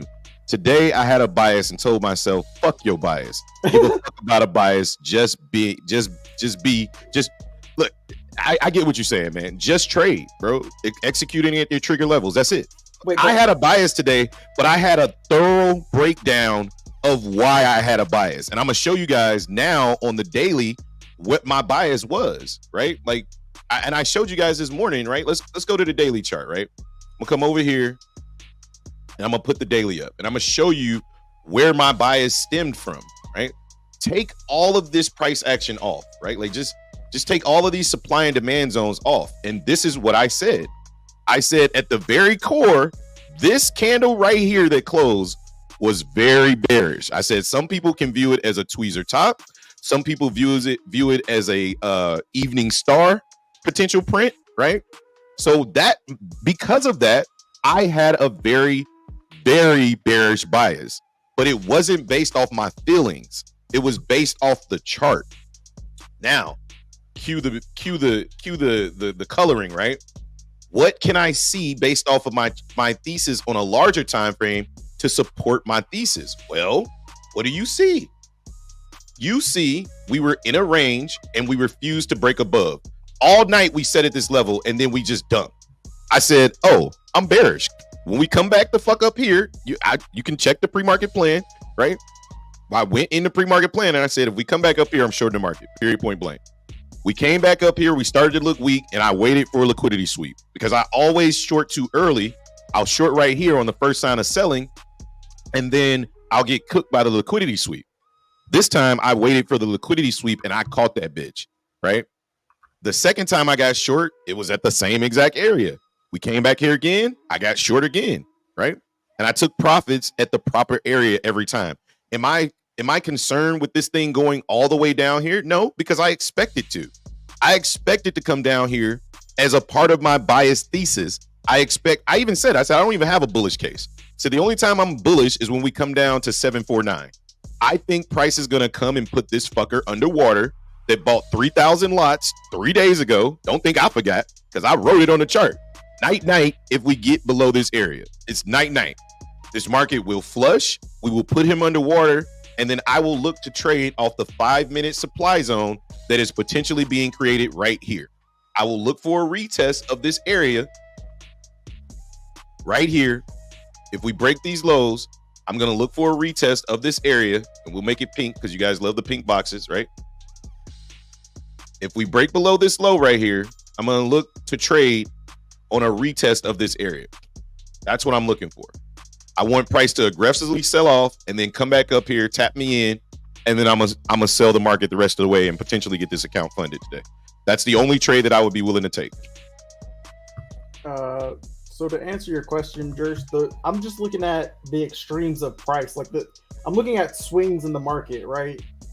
I think, as retail traders, what ends up happening is a lot of the times the plan is, okay, this low at 45.08 right here, right? This was the ultimate low. And the plan will be like, okay, if we break this low, then it's time to get short, right? That's what a lot of people teach is the breakout strategy, right? But look, we're coming to this low and we're bouncing, we're finding buyers. And had we broken this is what happens where a lot of false breakouts happen. So I look for areas where the price is already bounced as an extreme, and I'm looking for basically buyers to get active and for sellers to be in pain and get trapped. And so if they sell down here and the price can't move any lower, and then we start to push up, they're going to have to stop out of their position, which is only going to fuel the market higher. When you get stopped out, let's say you're selling. If you get stopped out of your position, what are you doing? You're buying the market back. When you buy the market back, that fuels the market to go higher. Right. So I'm looking, that's basically what the supply and demand strategy is.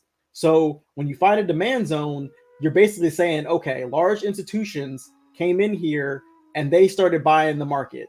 They don't want to be active anywhere else in the market, but back around where they entered at, because that's what they see as fair value. That's what they see as a fair price. So if they get active and they defend their positions, then the market's going to come back up, and who are they buying from? They're buying they're buying from retail traders that are selling the market where they shouldn't be, right? AKA they're on the wrong side of the market. So what I'm looking at on Bookmap for further confirmation is where those orders are actually placed, right? If we look at Bookmap, you can see on these orders, you get to see the averages, right? So in the middle, we see average orders. We see 175, 176, 180, 86, whatever. These are average orders. They're small orders, right? Compared to 857. That shit stands out like a fucking flashing sign saying, yo, what the fuck is happening over here that makes traders want to be involved at 4,500, right? They don't want to be involved here. I mean, yeah, people are getting involved here, but somebody is trying to fucking get long in this range because these are buy orders, or they're shorts covering, right? They're either covering their longs here and they're stopping out, or they're looking to buy more. I don't know which one it is yet, but we're gonna find out when we come down here, right? So I'm just waiting on price to come down here because this is the absolute extreme of my demand zone, right? So yeah, we might break below this, but if we break below this order and it immediately gets bought up and we start buying, all these people who got short in this area, who were providing liquidity, providing the sell orders for these buyers right here, they're all going to stop out as the market moves higher. And that's what's going to cause a short squeeze, which is what I'm kind of hoping for. I'm hoping for the fact that, and I'm anticipating, and I could be wrong, but I'm anticipating that just like Hobbs said on the daily chart, right? Everybody and their mom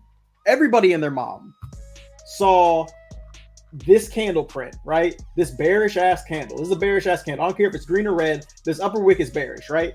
This candle right now is bearish as fuck. It's bearish. I'm not gonna lie. However, with the context of these orders being down here at 4,500, we could short squeeze and the market could completely flip on a dime. And that's what I'm anticipating to happen. Will it happen? I don't know. If it doesn't happen, I just won't take a trade. Instead, I'll flip my bias and be like, okay, we just sold through here aggressively and massively.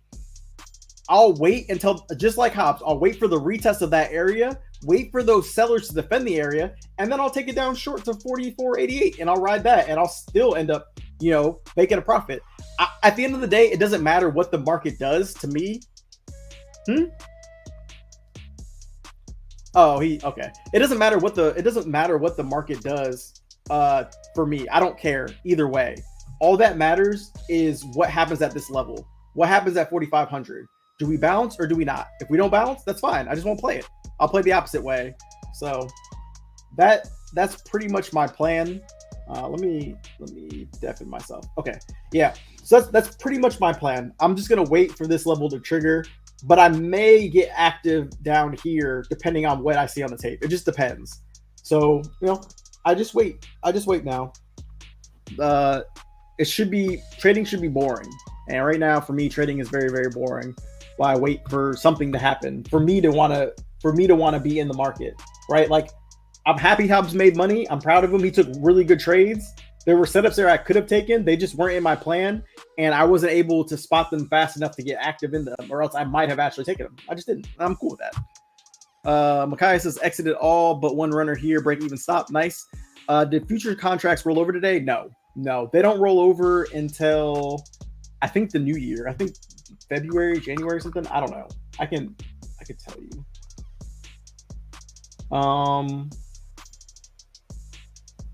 No, that's too soon. Oh, they don't roll over till December. December is when the next contract switches. So December 8th is when the contracts roll over. So we still got some time. Crude oil rolled over. Okay, yeah. You added back into your shorts for another possible bear flag? Yeah, possibly. I think we come down lower. We're at the base. We're at the base of the head and shoulders on ES right now. So one thing that could happen, right? Because if you look at the market, we've got the shoulder, the head, and the shoulder, right? So that's our inverse head and shoulders. You can draw it out. See? Shoulder, head, shoulder. Perfect inverse head, or perfect head and shoulders right here, right? That's a regular head and shoulders, Justin. I know. I say inverse all the time. I like inverse. By nature, I like inverse. I don't know why, but either way, it's a head and shoulders, right? Crude oil just rallied. Oh shit, we had fucking no. Crude oil rolled over. The contract rolled over to the new contract. That's what they're saying. Yeah, you tripping. I think that's what they're saying. Whatever. Anyway. See it? You see it? I don't know. But no, we talk about the US 10-year. Okay. US 10-year is in demand, and I think it supports your thesis that we might fuck around and go back up. Yeah, we're looking at the US 10-year. We're like, man, this motherfucker US 10-year coming down. I think we could get squeezy today. I think it's a possibility. I don't know if it's gonna happen. I mean, right now we're bouncing off of the I don't disagree with any of your thesis, but I'm just really wanting to sell off. I actually took a paper trade here, and I'll show you guys the paper trade. That's what I was telling the Discord. Wait. Before you do that, let me just finish explaining this. All right. So one thing that could happen on this inverse head and shoulders, if we can break this neckline right here, or I guess it would be the neckline. If we can break this neckline right here, then we can come back and retest it and go lower. So that's one thing that I am watching as well. That's kind of a different setup.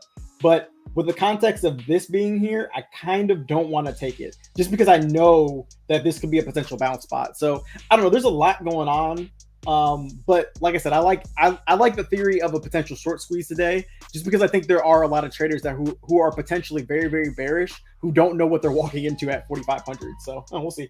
But go ahead, Hobbs. No, I was literally agreeing with you backstage. I was like, I said I'm in this paper trade short. I was like, but I'm starting to like Justin thesis because if this previous day low doesn't break, lately we've been holding these previous day lows and staying in these ranges. If this previous day low doesn't break, we're gonna get cooked. But I did take a paper trade over here.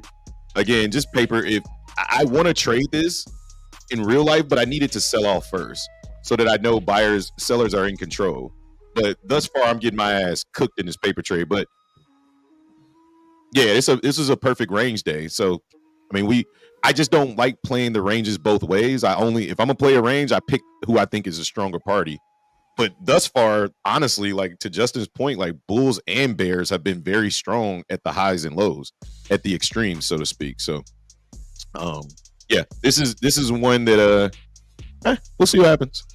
Yeah, it's looking like we're getting buying out of this. I just don't want to long the market just yet here. I just haven't seen enough, and the Bears have been in control. That could flip though. That could flip very quickly. We just ran the low again and found more buyers. So we'll see what happens. I haven't put risk on the table yet though. What's tomorrow? Oh, I deafened myself, so I can't hear them. I forgot. My bad, bro. Oh yeah, that's right. Justin can't hear you guys. No. I deafened myself because I could hear Jonah, and I was trying to. Okay. I was like, I'm just gonna deafen myself so I can't hear them because you can get distracted. That's all. No, he says OPEX day is tomorrow. Oh, OPEX is it? Day. Yeah, OPEX day is tomorrow. Well, that's a lot of volatility. Bring it on, baby. Oops, I didn't mean to open that. Fuck. Yeah. Averaged in, sold, made, runner, stop tight above recent highs. Are you short or are you long? Okay. I'm assuming you're short. Yeah, he's short. He's short. Yeah, I'm shorting this move too on the paper trade. I'm not touching it until the only way I'll short it again. Oh, excuse me. The only way I'll short it again is if we sell off from here and then we come back up and retest this area. If we sell off from here, I don't mind shorting it early on a paper trade because it costs me nothing to fuck around and find out, right? Like, it is what it is. Like, it don't hurt my pride losing paper trade money. Like, there's a lot of selling going on now. A lot of selling. Yeah, I'm looking at the tape. I'm like, this might be an actual area that this shit might work out. I told the chat, I was like, this shit's about to work out. Jonah was like, you about to get cooked. Oh, for the short? I'm in the short. I'm in the short. So I've been killing paper trades though. I ain't gonna lie. I've been fucking killing paper trades lately. So let's see. Yeah, on the 5 minute, we keep bouncing. We're making lower highs or higher lows. I mean, Eric said I got a homeboy did the PPP loan back in 2021. Been telling me, bro, to park my money in Tesla and Nvidia, but bro, dead ass been spending them 300 racks like he ships money. Got a Hellcat, Cuban links, and no house. Wow. Maybe don't park it in Tesla. Park it in Nvidia though. Nvidia. He said no house. My man gonna be living in that Hellcat. Hey man, that's gotta be the most. Hey, don't sleep on this trade. Don't sleep on this trade. Come on down, market. Hey, this is exactly why I can't short. I can't long the market down here, boy. Come on, market. Not yet. Can't long it yet. I know y'all don't be liking my paper trades, but when they work out, no, I don't give a fuck about you paper trading. I'm talking to Joe. Jonah hates your fucking paper trading. He be hating my paper trades. Oh, so as long as you make money, it's cool to paper trade afterwards. when I post my paper trades in the chat, Jonah be talking so much shit. He be like, "Oh, you longing in the supply?" And then all of a sudden that shit take off. I be like, "Yeah, I longed it inside of supply, mofo. Leave me alone." All right, this is. I can't never win with Jonah unless the trade wins. If it lose, he on my ass. I told your dumb ass not to short right there. Triple witching, triple witching tomorrow. Yeah, triple witching. Oh, let's go. Yeah, there goes the breakdown. No, triple, not quad. Yeah, I don't think they do quad witching anymore. I think it's just triple. Is They it do just? quad witching. Quad witching is when the futures roll over too. I think it happens. Oh, It okay. happens 4 times a year. I think. Mm. Eric said, "Paper trading, paper trading is like fucking with a condom. You still fuck people that shame paper trading. Be the ones that need to paper trade to sharpen Yeah, their me skills. sharper skills. Oh, that's Yo, funny. It's like low fucking with a key, condom. hey, low key, he's spot on because like if you know what I mean, if you doing the nasty and you doing it with a condom, you still getting the reps in, right? Like you still next time you ready to go do the motion in the ocean with no no protection. You ready? I mean, you may not be ready for the real thing because things heat up real fast without that. Never mind. Let me just. Anyway, my point being is, I love to paper trade. Like That was fucking hilarious. I literally will paper trade all day long, and I paper trade the weekends with crypto. They know I'm addicted to paper trading. I love it because it makes me more confident. And when I lose, I learn a lot because when I paper trade, I don't just click the button and be like, I'm gonna buy here, I'm gonna sell here. No, I strategically look for opportunities like this. I think that this is an area that I would like to trade. I just know in my real account, I wouldn't put the risk on until I have a reason. Right now, I have an area, but I don't have a reason yet, right? An area is what I'm willing to paper trade. Once I have an area mixed with a reason, then I have a trade. Right now, I don't have a trade. I just got an area. So I paper trade it. And then I'll post those in chat and be like, hey, I'm taking this. And I'll let you know.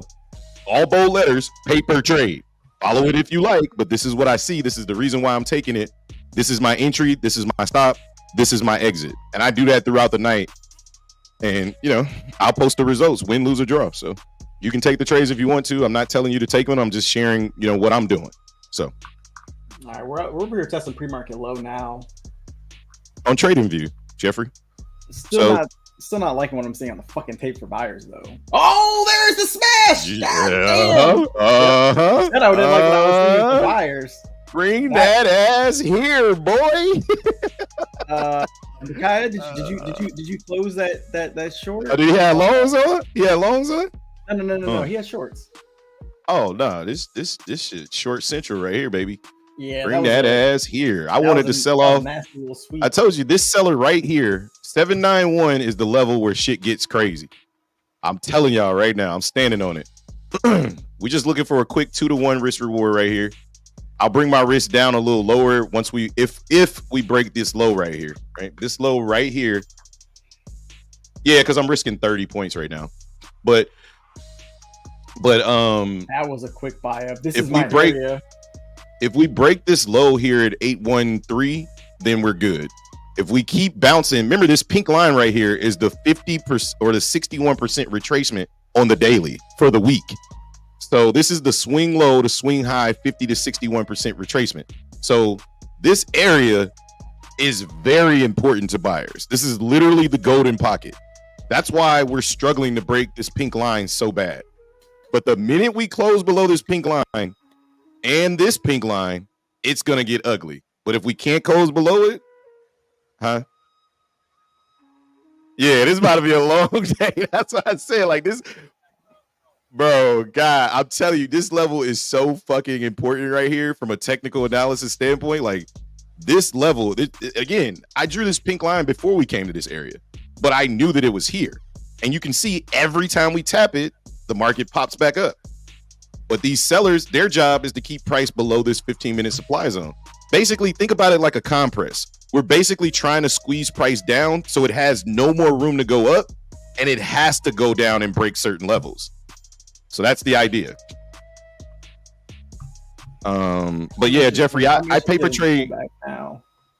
Okay, I paper trade crypto on TradingView. So on the weekends, I'll pull up I'll look at like whatever's running, like Solana, ETH. I was trading what was it? Link. Link was one I was paper trading this weekend. I was trading BTC.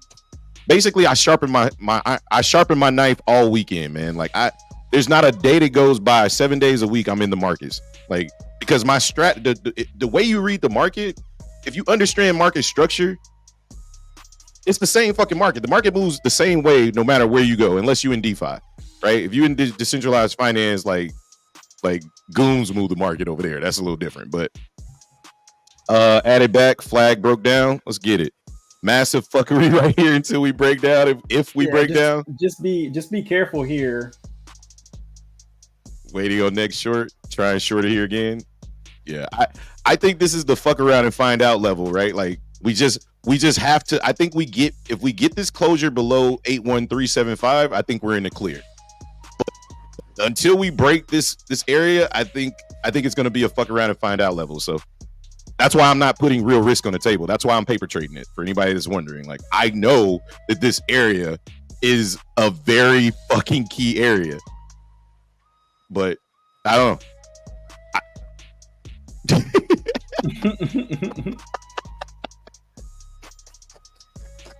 Oh man, Tony in my ear told us I can't even paper trade this shit. This shit trash. I tell you, I know what I'm seeing. I know that I'm seeing lower highs being put in, right? Lower highs and lower lows being put in, but this could potentially be the accumulation. I'm viewing it as redistribution. I'm viewing it as distribution to go lower. That's what I'm looking at it as. Yes, this motherfucker might be coming down. Justice says shit. I want to get long, but not right now. Because hey, look, with Justin, which way is the trend today? Oh, the trend is down for sure. But okay. But I know I'm playing against the trend, but I think down here could be where we trap sellers, but I need to see a lot. And Justin's like I think that the best way, the best two areas to loan the market, in my opinion, on NQ would be 791 or this support area down here. I think ultimately we're coming down to the 600s. I think we're coming down to 613, 607, and maybe the fives. That's what I think we're doing. It's just too much selling. The buyers are not buying this shit back up. They're fucking getting cooked right now. No, the buyers are selling to dumbass retail who are trying to buy this bitch back up. And I'm not stepping in the way of that, but yeah, this is again. There's about 100. Go ahead. No, we came down, and I was hoping that we would trap sellers here, but we haven't trapped them yet. Although there's an interesting buyer that just stepped into the market, so I'm kind of want to see at the lows.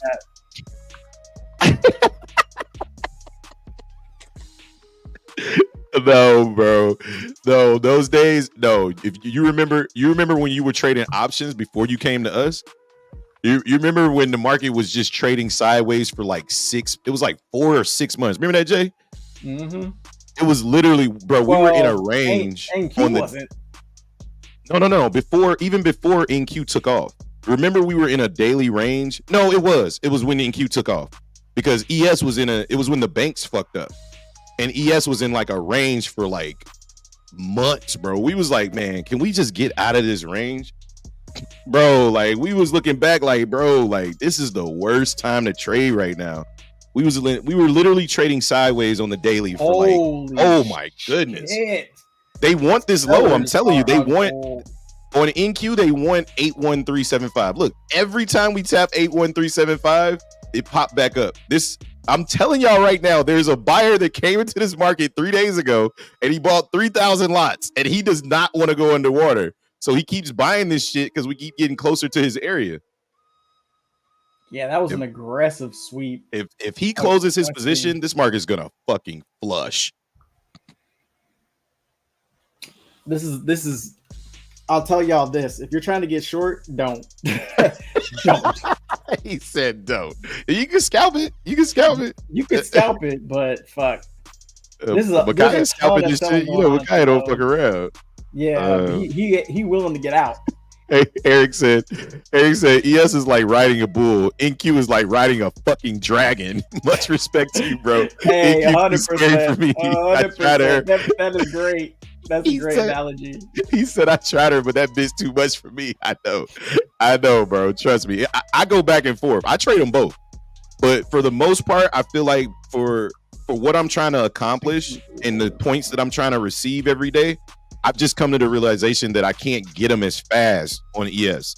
I like my trades to be done in and out. With ES, although I can make the same money, I can't get in and out of trades with the same speed. And I need that speed because otherwise I'll find a reason to sell that shit. You know what I'm saying? So NQ is just for me to get 50 points. That's all I'm really looking for is 30. Anywhere between 30 and 50 points a day will keep you out of the poorhouse, guaranteed. If somebody's telling you need more than that, hey, go with it. I'm cool. But the way I'm looking at it, if I trade one mini for 30 to 50 points, either per trade or per day, right? Because just think, if I would have took that first trade with one mini, right? That first trade netted me 50 points. That was 1,000. If I'd have turned around and took the next trade with one mini, I'd be up $2,000 today because I made 50 points on both the trades. And I'm done. I don't need to do anything else. And all I did was follow my trading plan that I wrote up this morning. That's it. So I'm up 5K on the day. Let's fucking go, Micaiah. Let's go. And again, don't look at Micaiah 55 and say, I want to be like Micaiah. No, Micaiah is following his process, and his process led to 5K per day. That process might be $50 a day for you right now. It might be $30 a day for you right now. But don't think about the money. Think about the process. Think about being able to repeat this day in and day out. That's why I didn't mind taking the micro trade on the first one, because I wanted to be able to repeat the process. And I knew I was first seller territory. So I said, I'm going to let this sell off. But if it comes back to me, I'm going to go full size. It sold off. It came back to me. I got out, re-entered with full size. Process. Fuck everything else. Money will come. Process is what you need to fall in love with. Get consistent. And consistent, just to clarify, consistent doesn't mean having a green day every single day. That's not consistency. Consistency, yeah, I mean, that is consistency. Don't get me wrong, but consistency is consistently following your process every day. Whether that ends in a green or red day, you consistently follow your plan and your process, and then you be done trading. Today I was consistent and it netted me a profit. That's all it is. And this paper trade is about to fucking print, just so y'all know. Add it back to shorts, tight stops. Let's go, Micaiah. Micaiah don't quit. His process is max profit. Like, that's it. That's it. Justin's rocking Jonah. I think he's in a short. I'm not in a short. Oh, no. Hell no. I'm rocking, but I'm not in a short. I'm just gauging longs right now. I'm seeing all this selling. I want more selling. More selling. Sell some more, please. Come on. Where is your level to get short on ES? 4,500? If we break below 4,500 with aggression and we come back and retest it, then yes, that is my short level. Oh, you got that 2-hour demand zone right here. We're in a 15-minute demand zone right now, and there's a lot of orders stacked, and there's a lot of selling going on. Yeah, ES does look different. Yeah, I got a 2-hour right here from 4,508 to roughly 4,500, which is basically the make it break it level for ES, because that same seller is right here on these lows right here on the 2-hour. So I just like all this negative delta we're getting down here. I really, really like it. And I really like how NQ is also holding its low. But they're both in demand right now. And I really like all the selling going on Bookmap. I'm literally just waiting for buying to step in at this point. I'm just trying to gauge the best entry for longs. But if it doesn't come, I just won't take the trade. But I'm not gonna front run the long, but I think longs do possibly look good here. And I know a lot of people are like, "Oh, we just sold off," and hell no, you're fucking crazy. But call me crazy. I'm a contrarian. I'll never question any man's trade ideas anymore, because what I've learned is my journey is my journey and your journey is your journey, right? So if anything, I'll just try to show you, let you know what I see. Right. What I would say is I would just wait for a huge liquidity sweep, like maybe the break of these lows, like a sweep of these lows. I definitely think we could sweep this. There's a lot of orders, a lot of people getting stopped out, trying to fill longs here. A lot of shit's going on, and why I don't want to front run it. But the more we stay down here, and the more selling we have, and the more selling that doesn't get rewarded down here, makes you more bearish. I mean, makes you more bullish. It just makes me more bullish. So I'll wait. Like if you look at the tape, there's an extreme delta going on down here to the downside. There's nothing but red. So, we'll see what happens. If all these new sellers get stopped out, then all that means is the buying's about to be crazy. So we'll see. I'm hoping for a springboard, but I'm not. Oh my God, I see what you see now. I just looked at your fucking. I just looked at Bookmap. Let me show y'all what the fuck Justin looking at over here. While he's sitting over here rubbing his chin, he like, yeah, come on down. Yeah, I'm just waiting. Look at this shit right here. There's about 1,500 fucking orders sitting down here. Look at this big green thumb right here at 4,500. 901 orders sitting right there. 389 orders sitting at 44.98. The market wants this liquidity, and they're adding more. It's not like they're bagging off. So whoever is sitting at 4,500 really, really, really wants this market to go back up when we come down here. So I think we get a liquidity. I think a liquidity sweep to pick up that liquidity would be a perfect entry. Something like you got right here. That'd be nice. Yeah. So right now I'm literally just watching the market. Like look, this market will do whatever the fuck it wants, but I know the levels and it's right here and 4,500. So just wait. Damn right. I'm just looking at all this negative delta. Like, keep getting filled, sellers. Yeah. Keep getting fucking filled. Y'all don't even know what y'all doing right now. Come on down. Y'all don't even know we got something for that ass down here, boy. But and if they support it, then that's fine too. Then I'll just ride that train when it comes back up. So exactly. It's like, well, I have a trade idea, but I also have a trade idea for the sellers. You know what I mean? Like, if we come back up, my thought process is that y'all do get filled down there. Y'all let this market sweep down and then pop back up at 791 area, and then I'll look to short back up in this 5-minute supply zone. That's what I'm looking at.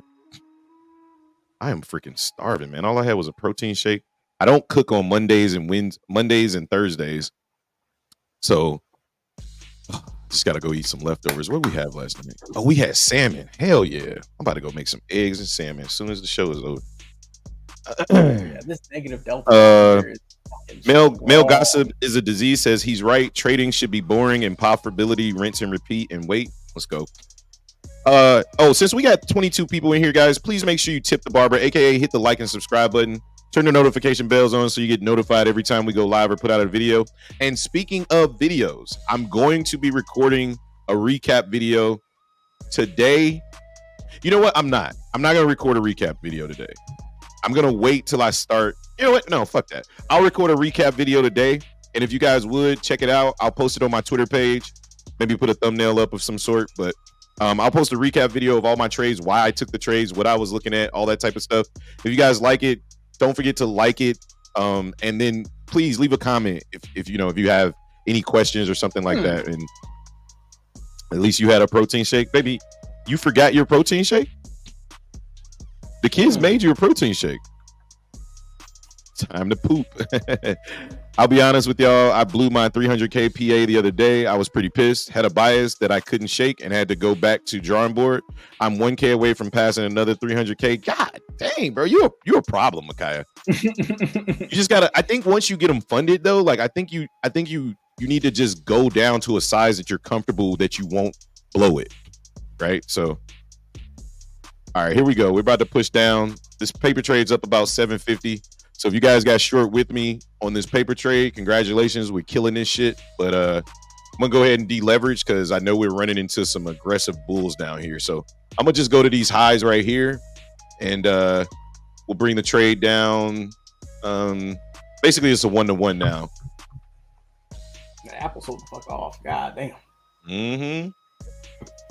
All right, so now it's a 4-to-1 risk reward because we just lowered our we just deleveraged down. So we're just above the previous highs here. So just looking for a push down below. Put this guy underwater right here. Get down to 757. Here comes the breakdown. Let's see if this is a liquidity sweep or is this a true selling? I think we get a lot of true selling first. Like some nice aggressive candles coming down here. So yeah, you definitely want put myself in timeout to get active. Looks like the tape is speeding up a little bit down here. Yeah. Still got this is basically support, and all these people are getting filled or they're getting stopped out of their longs. One with two. It's kind of fits the thesis of every point that ES moves. NQ moves about 5 to 7. ES got about 4 points left to get to 4,500. and that would put us at about 30 points from here, which would put us right at my take profit. Fuck, they even loaded up below 4,500. They even loaded up at 49. And we're coming down to that 15,800 level on NQ I was talking about too. So I don't know what's gonna happen, but these motherfuckers are loading the fucking boat down here. So I would just be careful if you're short up into 4,500 or 15,800. You can see if you're short on NQ, they're even loading up below that a little bit as well. So definitely activity going on down here. God damn, these motherfuckers put 900 orders now, and then 600 orders below that. This is going to be. My thought process is we probably fill that first. Oh, we're definitely going to fill it. We're definitely not just going to stop and reverse bear. Yeah. We're definitely going to take those orders. It's just what happens after we take those orders. I'm just looking at all this fucking negative delta here. I just think this could be a recipe to short squeeze back to the upside if we can stop all of these guys out. Like, just imagine all these sellers get stopped out. If we get above, 14, 45, 15, they're all in pain. This is just a ton of selling. But if not, then we're just going to continue selling off. And hey, I'm perfectly cool with that too. So just my thesis, just my theory. It doesn't have to play out. I could be wrong. But if I'm right, then this could be an incredible move back to the upside. So we'll see. I just don't want to be. I really want us to fucking break 813 because I want to short in my real account. I want to short 833, 833.50 on the retest. Let me look at the 1 minute. What's up, bro? Yeah, I think shorts can definitely work out.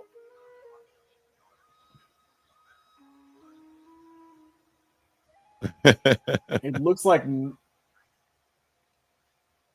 now we could be going back up to retest that low of the head and shoulders, but just context matters. That fucking 4,500 level, fuck that. Nope.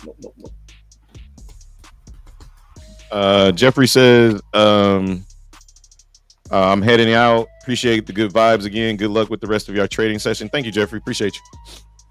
Micaiah says, out here waiting for next possible move. Yeah, I think this move is just playing itself out. Yeah, I'm just chilling. I'm not willing to front run this. We're 80 points from my entry. Let's fucking go, bro. We killed this shit today. Let's go. Just be patient, brother. Like, you waited this long, like shit. Oh, I'm definitely waiting.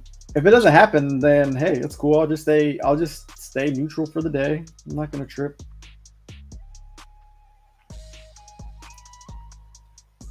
There's just been so much selling today.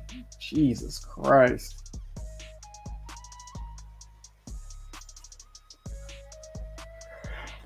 Yeah, this shit is necessary. Not only is there a ton of I accept the selling, like, yeah, about damn time, shit. Yeah, a lot of longs are probably getting out of their positions. They're selling back to the market. Well, it's all the aggressive. I mean, it's not even aggressive buyers. It's just so many passive orders that get filled, and people try to push the market after they get filled. Yeah, I mean, look, they just loaded it up again. They loaded up again at 45.02 now. So now they're trying to defend that level to push the market back up. I want to see the aggressive buying come in like we got at that sweep where we swept the market and went up. I don't know. I think Micaiah said he's back in short here. He sees something. So yeah, okay. I see these highs right here on the 1 minute. I'm not interested in playing this shit in the middle of the range. Come back to the doorstep, and I'll potentially look to short it up there. I don't know. I don't know what the fuck it looks like. I know one thing: the longer we stay down here, the more I feel like I don't even want to trade the retest, and I'm just gonna take my bread and go home. Like I don't even want to put no more risk on the table. I'm like, bro, like I'm up significantly. I think I only need like. I don't know what Topstep's going to do with my average because I got to see what they're going to do. I don't know what the fuck. I don't know what the fuck they're going to do to me. Like, but you only made $500 more than what you on the day than what you needed. That's why I don't understand why you'd have to make. Oh, you gotta remember the day that I was down to 49,000. That's the day that fucked me. Right, that day I made 2,000. So, and that's why I said, like, they were like, okay, so the first day I made 1,000. Second day I made 2,000. So really, I only made 500 more than what I truly needed. Here comes the flush now. God damn, make about damn time. All right, here we go. Paper trade is printing. Hope you guys got in on the short, man. Like, I thought this was a pretty good idea. Nobody was feeling it, but Jonah told you. Told you. All right. But yeah, so I think that my average was only over 2 days of trading. So my average was like, my best day was over 100%, over 100% more than my total days traded. But the second day I cut that in half, and then today's the third day, so I should be good. Maybe I need to make it like another 200. But at first it was saying make another 12. I'm like, yo, like what kind of math y'all doing over there? Like 1,500 a day should be like, if I make 1,500 2 days in a row, that should get me back to 3,000, and then I should only need to make like another 500, right? So I don't know what the fuck gonna happen. That's what I I'm don't saying. know. That's why I feel like you should only have to make another $500 to. But with the averages, who knows? I don't fucking know. What'd you say, Jonah? Fucking waiting. I don't know. I know at 11 o'clock, I'm shutting this shit down and go make me some food, and I'm gonna come back and make some videos. Double bottom. Bottom line. Well, I don't. He's talking about on AUD. He's talking about AUD gold. Yeah. That's all. I don't know how that correlates with the indices. Well, there's a double bottom on ES playing out right now too, but I wouldn't take it. Still, there's just too much selling, not enough buying. But we could. Yeah, I need that. I would need that aggressive buying to come out of here, man. Like, we ain't had that yet. No, now I want aggressive buying to come out too. I want aggressive buying to come out in a retest. Just, I think that's a lot higher quality than basically. I mean, we could short squeeze out. So I mean, that would suck to miss the move that I've been kind of watching. But I don't want to be early because right now I'm just. I mean, look at that. We swept the market again. Another sweep. Yeah. All we're doing is validating. Every time we come down, we validate another high, right? We look on the 1 minute. I'm just going to draw a box right here. If we don't get above this point, look, we come in, tap this box, and go straight back down. Like, every time we create a new high, just fucking draw a box. Every time we create a new high, and if price doesn't get above that high, it's probably going to keep coming down. Like, that's in my opinion, is that simple. You saw a bear. You're playing the bear flags, okay? Yeah, he talked about it probably on the 15 or 30 second. Let's see. Yeah. He keeps playing the bear flags in a much lower time frame. That's basically what it is. I mean, look, this is the 30-second chart right here. Look how many times we had bear flags, right? This is what Micaiah's probably trading right here. Look at this. Bear flag, take the market short, get out here. Bear flag. Oh shit. My bad. How do I lock this? You hit the lock button when you press it. Which one? This one? Stay in drawing mode. Yeah, okay. So bear flag, short, out for a quick stop. He's basically trading small size. Bear flag, out. Bear flag, out. Bear flag, out. Right? Like, that's not the way I prefer to trade, but those are fucking 10-point moves on NQ. From 814 down to 804, that's a 10-point move. Here's another 10-point move. That's a 20-point move, right? That's a 28 down to 16. That's a 12-point move. These are huge. I mean, when you think about it from a sense of, if you want to scalp the market, like, those moves add up. Instead of waiting on this larger move that I'm waiting on, he's looking at it like, why am I going to sit through all the pain you're sitting through when I could just take 2 minis, get 10 points, get out, right? Get 20 points, get out. Get 10 points, get out. Get another 10 points, get out, right? Like, he's getting more points, but he's exposing himself much more than I would like to for my risk, right? And he said oh God, it's even worse on the 15-second chart. Yeah. the guy said, nah, bro, I'm watching it on a 15 second. Yeah, it's even worse on the 15 second. Like, it's way worse on the 15 second. Look at that. You can see it much more clearly. And again, I'll say it again, time is fractal. So whatever's happening on the 15 second, some people say, man, you can't trade on the 15 second. You're crazy. You don't understand price action if you believe that. You're crazy. You're crazy if you don't think you can trade on a 15 second. I think you're crazy. Do I prefer it? No. I prefer to allow moves, but when the market's moving slow like this, oh, this is a scalper's dream. When the market's super volatile and crazy, the way that I'm trading is going to be probably the better way to go. But when it's like this, oh, they scalping the fuck out this shit. Look at this shit. Look at these entries that they're getting. I mean, the trade that I took, I got in at 905, which was a good entry, but at the same time, shit. Look at the break and retest on the 15-second chart right here. Right? We got a break, an aggressive bearish candle. We got a break, a retest of this area, of this high. You take the market short at 857. Boom, you let this shit ride all the way down. You get out. Come back up. You trade the market again.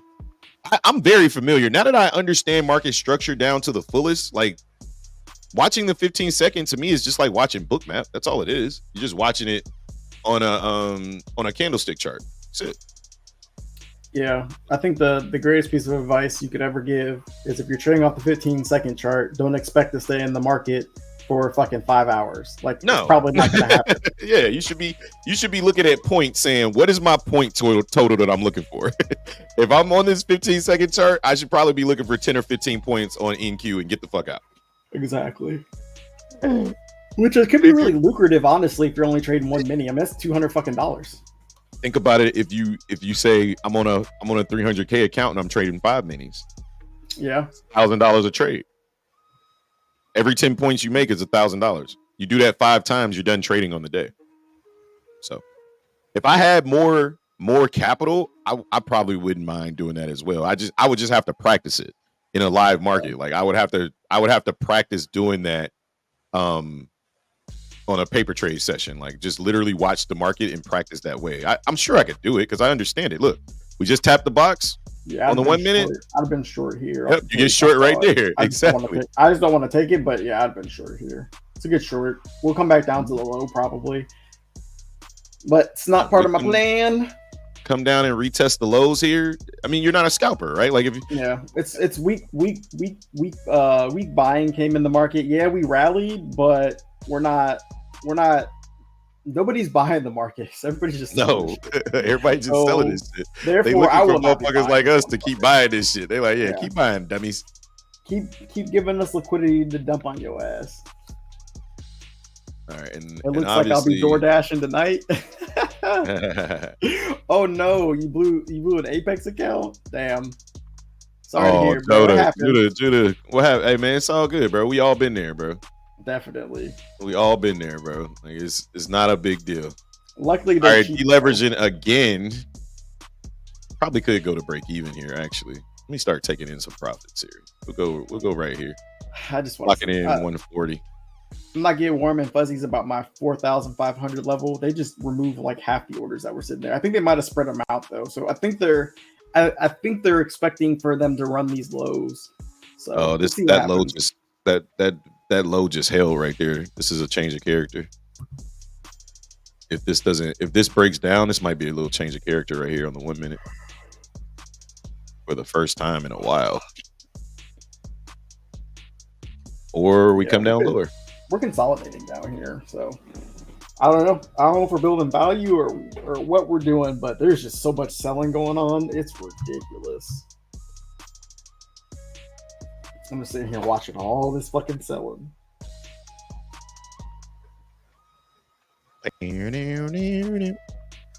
Let's see if we reject this box now. All right.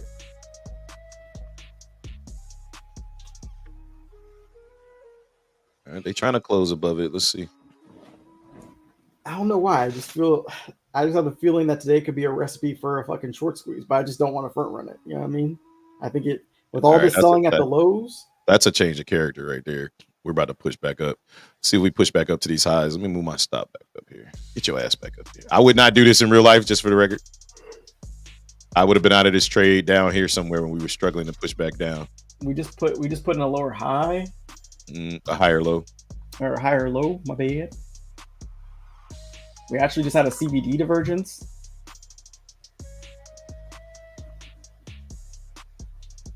Why is it said Black Friday prop firm sales? Where y'all codes at? I can use it. So I can use it. We actually don't have any. We actually don't have I any. actually don't have any affiliated codes. Only thing we got is the Discord right now.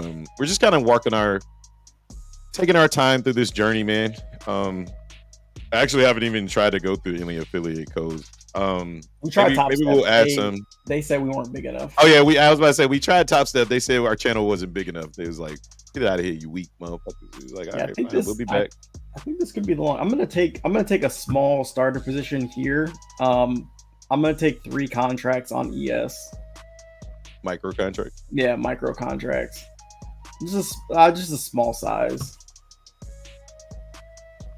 I don't know what ES looks like, but this is still retest territory for me on NQ. Definitely could be.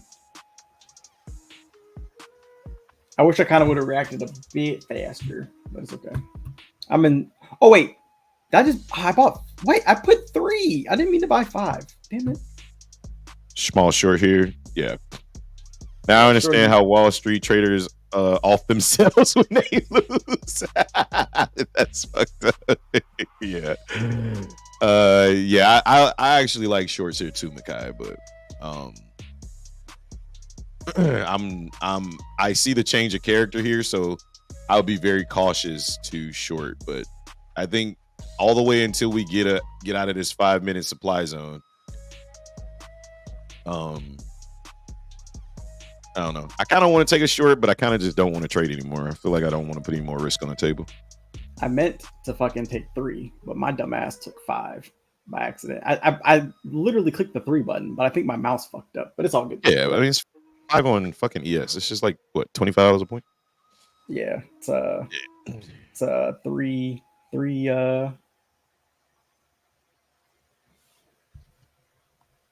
But I'm going for the highs though. If we short squeeze out of this bitch, it's gonna be nuts. If I get stopped out, then whatever, fine. It's only 4 points. I think it's only like $100-something I'm risking. This risk reward is like nutty. I think we got a potential for a rejection at that 5-minute supply zone above your head.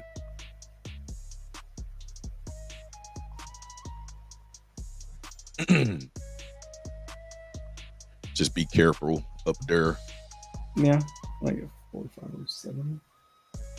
It sits at a 45.09 to roughly 45.12, but we could push right out of it. And I mean, you're reading the market, so yeah. I remember getting 4 points to make 19. So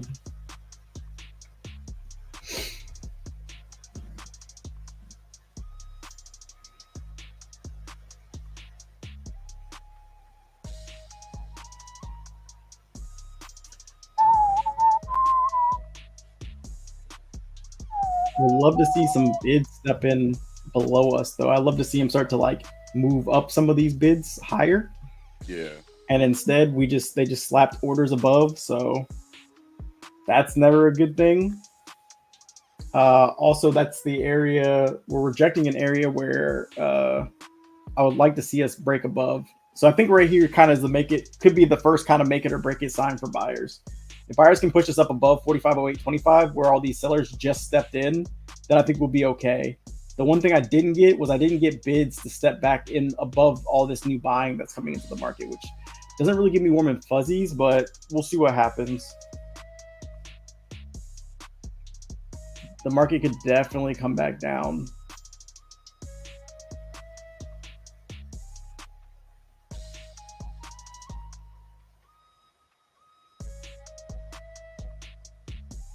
I'm potentially looking for a short here if I see a nice liquidity sweep and a flip of the liquidity here with small size. Oh, they just let go of those orders right there, so that's good. They were spoofing the market. So maybe the market will push higher here. Is the market trying to close above 45, 07.75. Oh, nope, they just moved them down. Never mind. They may have intent here. What is this? The fuck? No, I don't need fucking business financing.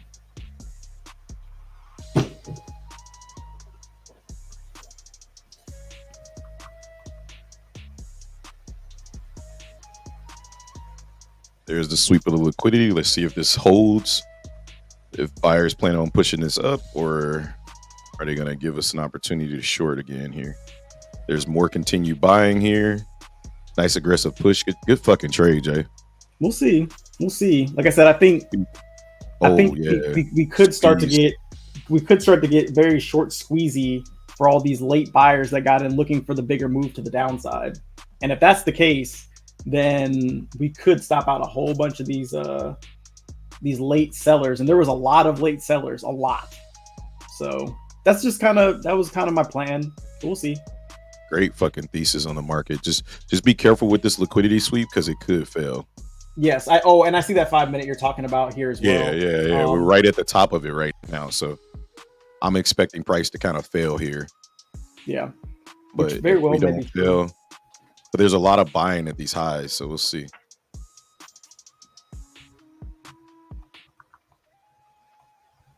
Oh, I also like how they finally put orders below us as well too. They finally put some orders to try to put a little bit of support. Also, on top of that, you want to kind of see these 4,500. You want to see them start to kind of lighten the load down there as well, just kind of meaning that buyers are trying to take control again. But who knows? This could reject. Either way, I'm in small size. I did it on purpose. We got to get above the value area low now. That's our next level that we got to get above. So we'll see. I'm seeing a lack of selling on these pullbacks, so that's also good. As long as buying continues to step up, we'll be good. Yo, what up? Was that Jayhawk? Oh, that was Jonah. I don't know why he's there. He was really hot. That's good, bro.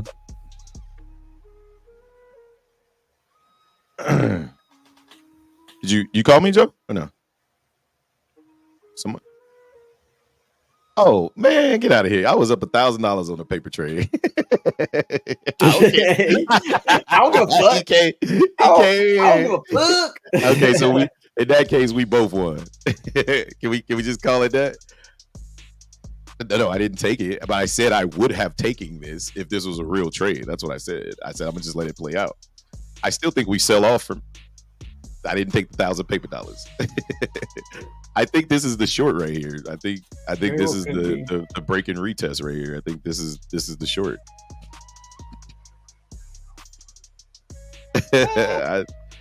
I think that liquidity sweep was telling as to what this is. I think this is a liquidity sweep to go lower. I think we needed to pick up more buyers, but I mean, we might have picked up too many buyers and this bitch goes right back up. So who knows? I know if we come down from here, that motherfucking that range day is about to end. I can tell you that right now. If this doesn't hold, if buyers can't break price here, the sell-off is gonna be massive.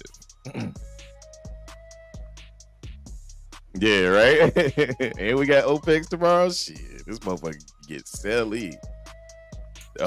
Triple witching or some shit. It's like everything closes except for the future contracts, I think. It's all good, bro. It's all good. I'm hoping this was another pullback, but we'll see. I don't know. I'm on paper trader short. I'm getting the itch. I'm gonna close my other account. I'm gonna close this account. I just took another dumbass trade, but it was with 3 micros. It wasn't a dumb trade. It was a trade idea. I took 3 micros short right there, and I still think it'll work out, but my nerves just wasn't in the trade to hold. But I think this is the short right here. I think we sell off right there, and there it goes. And I'm not upset with the trade. I know that was my area. I just also know my emotions weren't really ready to trade. So I'm just gonna. I was feeling, what's the word? I was second guessing myself, right? Therefore, I knew, like, let me just close the trade account. I think I'm right, which, of course, I'm probably am, but I think this was an area where price would like to reject up here. And I think the fact that we came up there super bullish was more reason for me to look at this as a potential short area. But we'll see what happens. Any short here? Yeah. 5-minute trend down is possible short entry. Yeah. Any short here? Yeah. I like it. I like hearing that all y'all motherfuckers want to get short. I fucking love it. That shit is music to my fucking ears. I just want to tell y'all. I mean, it is what it is. I mean, the market's in a downtrend. I mean, it could work. The longs could work out. I'm rooting for you. The way I'm reading the market is that was an equal high that just got put in, and we could potentially come down from here. I mean, the market doesn't give a shit what we think. I'm basing my thesis off of what I see, not what I feel, because none of us move the market. Oh no, you know what I mean? Like, you know what I mean? Like none of us in here move the market. Like it doesn't matter what we think. I'm just basing off what I see. Yeah, and what I see right now doesn't give me warm and fuzzies at all that we got rejected. But yeah, that was an aggressive rejection, but buyers could reclaim it. You know what I mean? Like they're not stepping in right now, at least on NQ.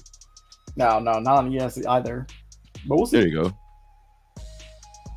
We got to get back above this 45.07 and break back above 45.08. Make a new high. But also, actually, I think NQ is very close. Yeah, NQ is at VWAP, so that didn't really give me warm and fuzzies either. NQ's I don't even know. VWAP. I keep turning VWAP off.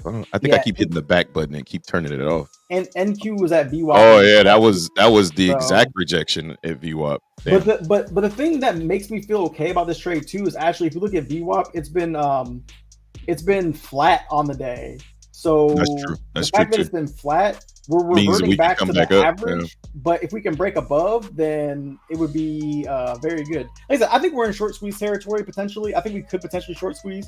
So I'm kind of playing off that thesis. If it happens, great. If not, ultimately you're sticking to your plan, and that's all that matters. Yeah. Right? Like fuck what everybody else thinks. You think that we short squeeze, fucking play that short squeeze. And it looks good. Like you called the area you took. I think you were a little late on your entry, but it doesn't matter now. It doesn't matter now. I didn't want to trade minis being that late. So I sized down. I love it, man. I just love watching the journey, bro. Like I'm glad I got out of that short though. I love watching the journey, and I love watching, our confidence grow. Regardless if we're on the opposite sides of the trades, like it doesn't matter. Like, yeah, you're happy with the trade, right? Like at the end of the day. On this. Wait, what? Larry Wixon said, "I want a white woman too." What are y'all talking about? Later, guys. I made my peanuts for the day. All right, man. Yeah, we about to get out of here too. What, is it 11 yet? Yeah, we're about 2 minutes to 11. I haven't eaten yet today, guys. Be on the lookout. I'm gonna try to put a video together today as well. So. I want a white woman. Y'all crazy. Black Beauty Machine, dope. Yeah, it looks like we're getting another rejection here. But if we can hold this level, then we'll be good. But yeah, don't know if buyers are gonna be able to sustain this one. We may get cracked.